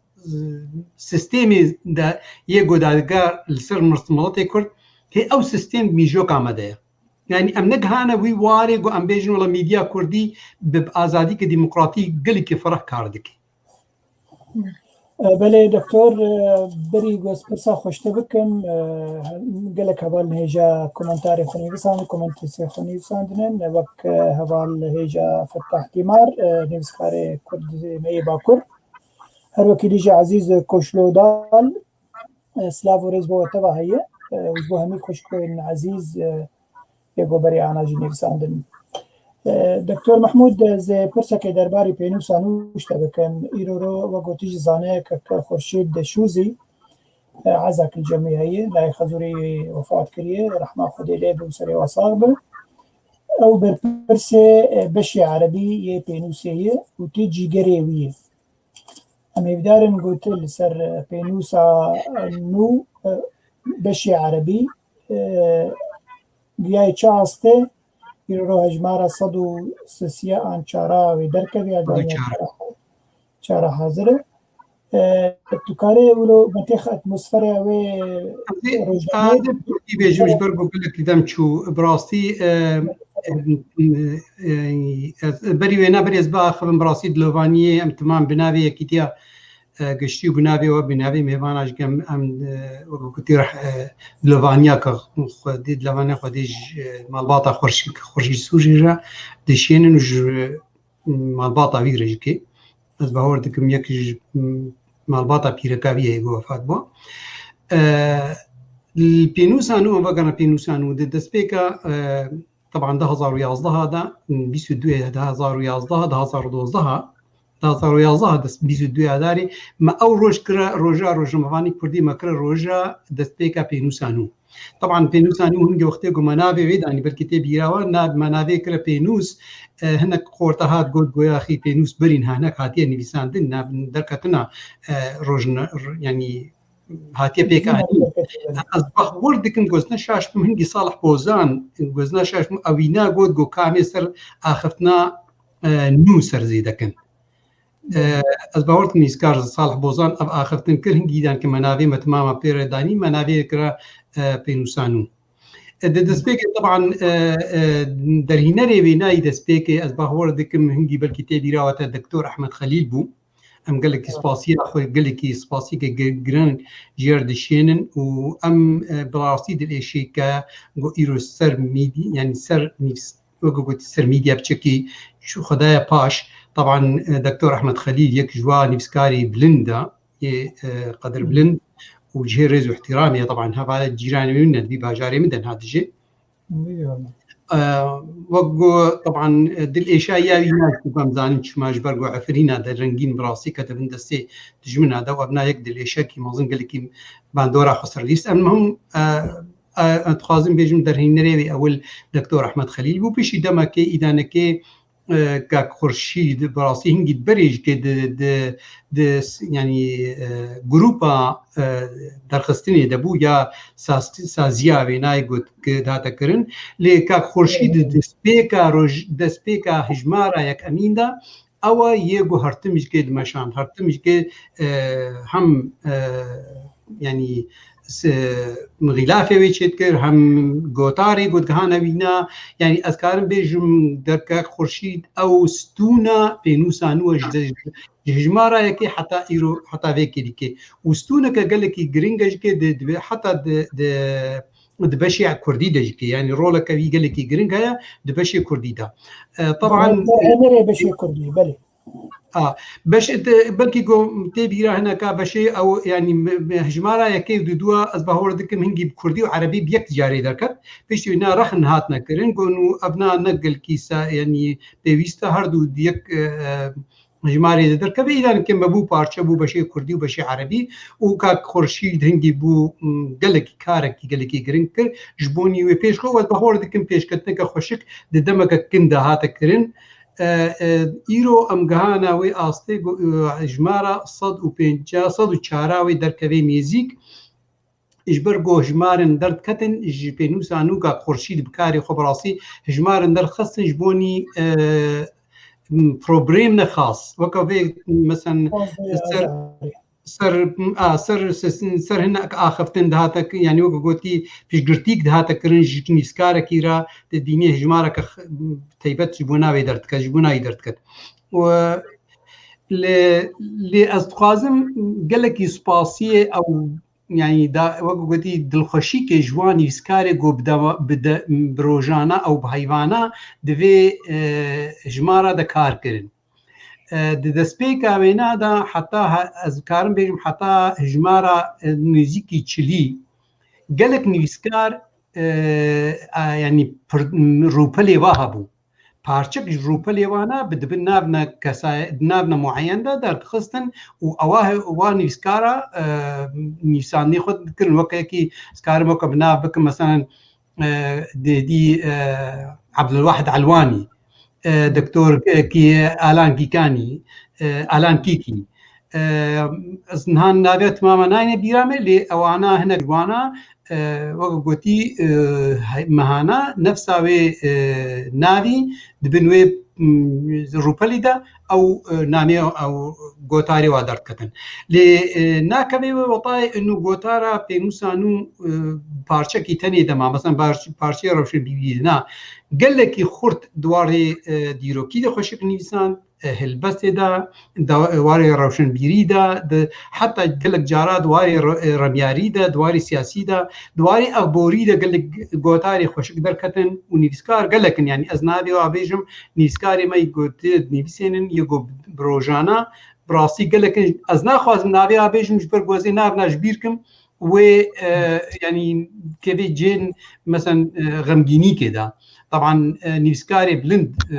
تيدا نيسينن وحتى ذيك ليكيجي قالك جارا غوتاري هناك جوان نيسكارا جارا دو غوتارن سي غوتارن ديك هجماري درت كوي نغوش برغو انه ام كيماسي كي غوتارا ديننا ام دميزين غوتاري و نيسكارا براسي جهه ريز احترامنا و ارمانجا بينوسانو بجكي بيج دخيج برغو ارمانجا بينوسانو غهرتنا روشنبيري ميجوكا روشنبيري دناب جواكا ماي كردي ديا يعني ام راستا بناوي يكيتيا گشتيا نيفسكار روجمواني كرد درت كوي د دسپيك د هنگي بناوي هبندي يا نيفسكار روجمواني كرد درت كت و پشتي وقته گو يكيتيها بناوي هبندي بو ناوي بس ديسان كي بينوسانو تجارة نماد آستنگا يعني امي بيجن داخوازيا يكيتيا گشتي دا هرتمش كي داخوازيا وينا جبونی نابێ جبۆنی ڕوشنبیریە کوردی تمامی بوو دەمەزیێنێک گەلک جارا گۆتارن دەردکەون ژنێک نیفسکارە ئەبەدەن نەنێزیکی میژۆکە یەکیتیا گشتی نیفسکارانە بەس مەدخواست ئەم وەکت بێژین جوگرافیکە دیموکراتی سەر ڕووپەلێ پێنووسان و دەرخن ئەس باوەڕ دکەم حتا ئاستەکە ئەم دوێدەدا بسەرکەتنە ڕووپەلێ پێنووسان و هەرتمژی بەکریە ومەتی جارا گۆتاراش کودی هاتیە ما ینی گوتی مەڕەفت نەکریە ئللا گۆتارن هەنا ئێشێکی خوڵقینێ ینی وەکە گوتی گۆتار وێ ناکۆکینە دەرخینێ سەر جیواکە نابەرا ڕەوشنبیریادا ینی جیواکە سیاسەتمەداری کوردە ji ber wana belkî gotar ez karim bêjim belkî ji 104 jmarê pênûsan û belkî 4-5 gotarê wilo hatine revtkirin وإلا بتمامي قوتار هاتنا طبعا إيرو قوتار يعني روجنافانيا يعني دوێ ڕۆژا ڕۆژنەمەوانیەدا ئەس باوەڕ دکەم پێنووسان و گاڤنا پێویستن مۆفتکاری وێ پیرۆز بکێ و ئەوژی دکەوێ وێ زنجیرە ڕۆژنەمەوانیە کوردیدا و گاڤنە خۆشک تێهاتیا ئاوێتین یەک ژوا ڕۆژنەمەوانیە گۆ ئەو 10 ساڵێ کەدا ساڵا دەهادا طبعا حتانها بەردەوامە و ئەفتمامش کە ئەس دیسان کێ دووبارە دکم همه بکار و خباتا برێز نیسکار خۆشی چوزی بڕاستی ئەس دیسان کاری پیرۆز دکم و ئەڤنا طبعا وەلەو بن ناوەیەکی تیا گشتیانی دەستکار و ژمەوانێک کوردە داخەوێت تێگوتن دەردکەوێ لێ بڕاستی کاری بینا کاری پیرۆزە و ئەڤنا هەرتمیشگێ چێ ڕێز و احتیرامی ژێر دەگرن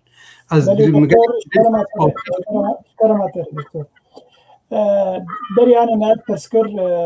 جان کرد بمەرە بوو گوت نەحەوجێون بزمانی عربی تشنا بەلا بکن بەس بزمانی کوردی ئەزێ پرسە بەڤی ڕەنگی بکن ئیرۆرۆ پێنووسان و بەشی عربی وێ ئێش و ئازار و قەدیا کوردی دریا گۆتارێ خودێ دگینێ وێ ئەنسانی عرب و قەدیا خۆژێرە شەرەوە دکە ئەرێ ئەس باوەڕ دکم ئاخفتنا جان کورد ژێرز و احتیرامەیە یەک ژوانی ویسکارێ گۆبەردەوامی هەردوو بەشادە کارکردە و هەردوو بەشادە پێشکەش دکەیت طبعا گەلێکی جهێز پاسیکێ ژێرز ئاختناوینا بەس ئاخفتناوینا دیواریدا ئەس نەپێرەمە ینی تشتێ گۆ هاتیە گوتن گۆتارێ گۆ بەشی عەرەبی تێنویساندن ئەس باوەڕ دکم فڕانیاوێنە گەلک جارە وەکە گوتی دەریڤەکردە ناو ڕەوشنبیری عەرەبدا گۆ ئەم بکەبنە ناکۆن ینی گەنگەشەی دەبوارە سەرپشتگرێکی مڵەتی کورد ji ber got û wextê got em di zimanê Kurdî tenê debinivîsên em ê di çarçova Kurdî demînin yani dewletê ew rewşenbîrê derve siyasetmedarê derve axiftina me Kurdî tê nagijin û nekhaye wê astê got em bêjin zimanê Kurdî weke îngilîziye gelek ciwana bixwînin îzan divê em deriya vekin deriya vekin ji bonî kesê dî rewşenbîrê dî siyasetmedarê derve got piştgirêka me xweşik bikin ez bawer dikim pênûsan û divê karî de gaveke xweşik avêtiye gelek jara piştgirêka miletê Kurd gihandiye astana bilind di nav rewşenbîrê Ereb de û di nav siyasetmedarê Ereb de jî ez xwe nabînim yani rojnamevaniya Kurdî karî bêjê hemû yek got derdikeve ser mîdya çi mîdya televîzyonê bî çi rojname bê çi yanî pirtûk bin got bi zimanê Kurdî tenê bê ez bawer dikim wêkê mesîk tê de hebî gerek bi zimanê dî hebî yanî got em karibin niha pênûsan û em karibin beşekî bi îngilîzî jî derxin û beşekî bi tirkî derxin û beşekî farsî derxin ez ê gelekî pîroziyayê bikim û ez ê gelekî jî kêfxweş bim ji ber got asta Kurdî problema malatê me Kurd gelek zimana em bigihîne nav dewletî û pênûsan ya beşê Erebî ez bawer dikim bi vî karî xweşik kirabûye û ez gelekî wê pîroz dikim û ez bawer nakim yanî kêmasîk tê de çê bê di aliyê wela mesan serdestî zimanê Ereb Kurdî bûye yani zimanê Kurdî paşxistiye na bilaks îro mesan beşê Kurdî roleke giran lêzê di hundirûyê civaka Kurdî de beşê Erebî roleke گلێکی خورد لیسێ دناو جواکە کوردی دەژکێ و دناو جواکە عەرەبیدا. بەڵێ دکتۆر یسرا ئەگەر پرسێکی هەبێ دکتۆر تکارە بکە پرسێک من مایە نا بس متخوست اجي بيجم بالدكتورة تشخندي قهدانا مد زمانة هبه وجي كيف خشيه وسبلنداي براستي چاندا ما عربية خواندنا ما عربية قالك كردين ما بعربي بنيفيسينن جبر دبستاني متنا بون ويدا ميقوق ام دبستاني خود بخوينن بيتري ام فيري زماني عربي بون بيتري ام دناف چاندا وان ده ام مازن بون جبر ولو ام دبينن قالك نيفيسكاري ما بعربي بنيفيسينن يف كسي قوغرولا والعربي ده هي وكردي ده بلكي اف الجبهة اف طاقم كانت تنا كردي وكاربه بنيفيسينن اجبوتش ام وان كسا يعني متنبكن دما قلت كاربدي وت كار كيش اخوا دريا زمانك يدلجي تبدي خوياني كرن جمله تاري جيكي خشي براسي دما قويرو ام اوروبا جي دبيجن ولا مد زمان زانن يعني نكي ماني كجمر دما قو ام زمانك تجي ام دني بسينن وتشتي خوش قوم بدن زماني خوجي ام زماني خوجي بني بسينن وام زاروك خو فيري زماني خو بكن جوجا او بشوفي من زماني ما وبزماني ما بني بسين يجي كيف خشي براسي بس دما ام بزمانك تيجي اللي بسين افجي بيشكتنا مجي كردايتي دنامده وسباس براسي اخرتنا زي بيجي فيدي سرزيدكم خوشكا يسرخ شكل قلكي بيست براستا قركم هو صار زماني خب سكني صاروكي خو هينكي تشروشن بيجي كرد هبي قرك زماني كردي خوشك فير بيو بنفسيني أزقلك سر آخرتم يعني إيش صار هاشتي كيف كردستاني دركتما بهورك الزمان كردي من نيفيسانديا لروسيا بشكل مخوين كريا والأمريكا مخوين كريا نت كردستاني ده أثر سكنيما بس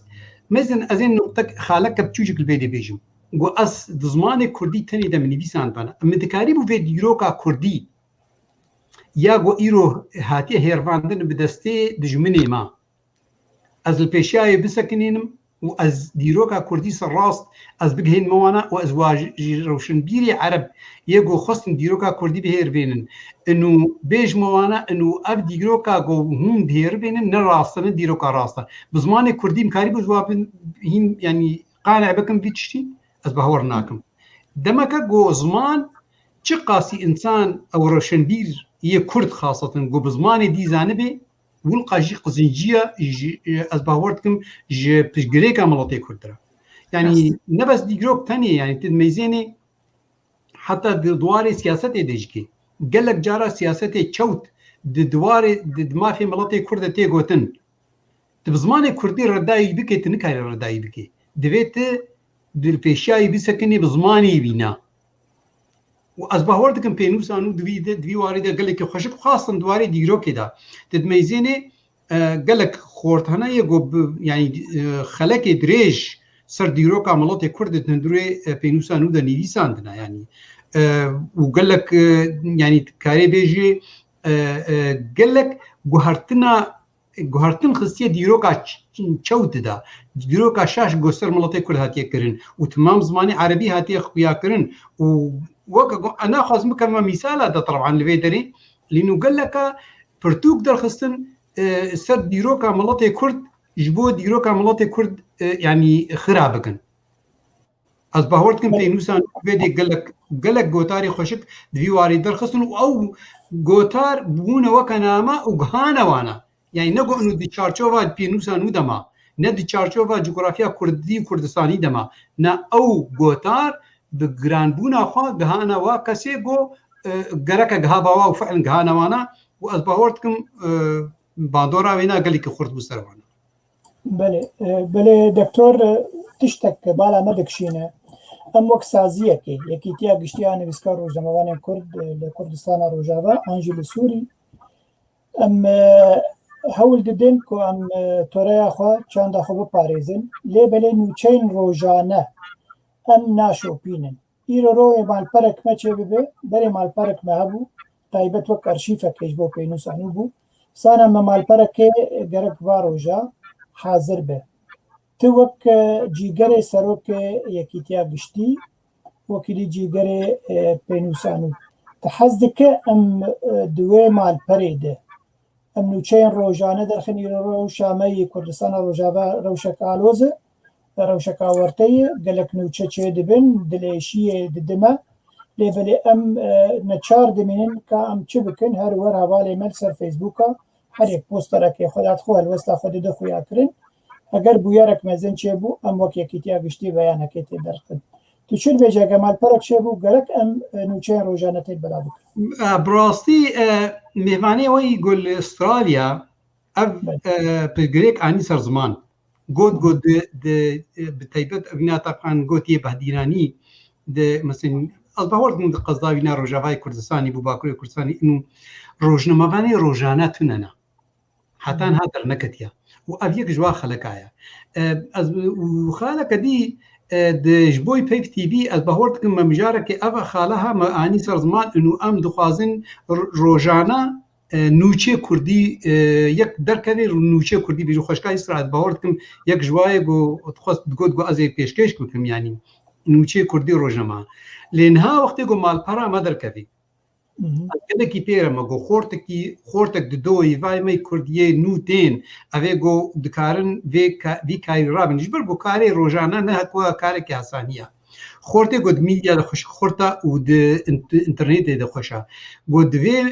یعنی یعنی کاربه نوچه روزانه بخی مال پرامد از بهورد کم چکی گلکی پیروز به و از بهورد کم و گلک که پشتی دم که پیش گرتی آویج بکن یعنی وی تبی زین گاوای خورد نجندروی کردستانی بخوش که تکلی بار کرن نوچه شیاندن نوچه چی نوچه ملت به چون نوچه سیاسی تبین چون نوچه گو مثلا یه جواکی به روشنبیری به مثلا این روشنبیری ما پرتوک خودت خن يعني قلنا أو بلا بكن يكي هذا بلا بكي أم بينا حسن لي وقت يقول مال فرق ما درك وأم بشو بين تشيكي جو برتوكا كخدر خسيا جوتارا كهجاد الخسيا لك يكلينا كخشك در خسو أم بحساي بكن بكن از بهورت مجهي بيروزيا يبي ويقلق جي خشيا يبين از بهورت أبيك خلكي سركيا جرك د مال فرق جو بي داني ميزيك يا جودر كي جرك سريم سكنن وسردش كي يا جو أو خلكا جو أمسر سكين خشكا يسراوت بعماني أظن كم أبينج كي جرك تدا بدجو بس أمير نوچه روزانه لسر پیف تی ویش که درخن از باور دکم مالپر و پیف تی وی گو وی کاری رابن و کالا کی گلکی پیروز بی بله گلکی سپاس دکتور گیان باورم داویا خلقا خوش برسه میوانی مهبون والله خسكا كاك دكتور رضوان اجبرقو دكتور رضوان براستي يكي اكاديميا د روزنامه‌وانی دا از تی بیرام دکتورا وینا سر روزنامه‌وانی کردی بو و حتی انها تی بیرام یعنی دکتورا وی هی گوبری چاب بکی مخوان تی بیرام میزان دنگی بروسی میپسند بو روزنامه کردی به تیبت دیرو که وانا خوشکش دست پی که حتی روزا ویک دمی سال 1986 و گزنشاش بم گلکی خوشکایی سرسکنی بو و گلکی جهه پیروزایی بو براسی مگلکی هیوید کرد گو دکتور رضوان ایرو لبربانه یعنی اونیا یک جوا نیسکای یعنی یک روزنامه‌وانی کرد یگو گلکی تگشت یعنی دیواری هذا و وکا گو امزانن ماموسته زنگه یا لی هولری هي زنگه میدیا یعنی هولری یعنی یکی و جام طبعا سرساغیه وقتی دلخوشی جرت خازم براستی تندرستیا وینا بشکی القاسی نباش از بهورت مش بقولش که نکاری بقول لك مين سر تلفزيوني بقولش که چون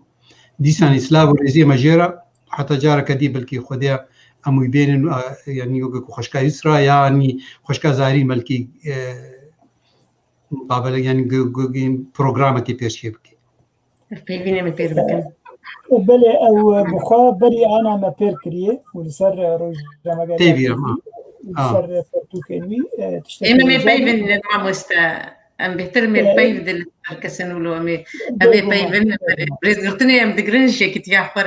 قال لك بري انا قال لك كنال هبيبين تشيكرنا بس تايبت من ديك بيب هي وبيشكش باني واش تايبت من ديك وهي زارين تشي بيجا مجان داويا برنامج خو حواله مدلشا نهجي ايماني قالك وستي اي نكار بجدار بي هەوالا مەجی سامیە لەوەند لە زاخۆیە ئەس باوەرم ئەنتەرنێت جەمێ لاوازە نکار دەرباز ما گوتنا داوی از باورم کر لی از سپاسیا دکتور محمود دکم براستی گوتنن وی حمید جین خدا بون گوتنن بالکش گوتن هیویا تندرستیک باش جبو دکتور رضوان بادینی و هر وها هیوی دارم دروشک باش تابه مخواست اوجی درکوه و گلک تشتان و شیروه بکه لی مخابن دیاره از نظرم چه پیرا چی بوا لی انشالله ددمن پشتا امی کاربن جارا کدیم بینن سر اکران پیف تیوی و امی کاربن حیف پیوینه که بورا چی بکن تو هر بجی زارین دکتور اگر گوتنه که داوی هبه سپاسیا وقتکم براستی سپاسیا پیف تیوی کم وی کاری پیویستی گوانین از گلکی که خوشم خوشکا زارین گوهاتی اوش کنها اماده بود پیف دیده روکی نو بی دلال کتناف روی دشته گو کیف عمتی پیف تیوی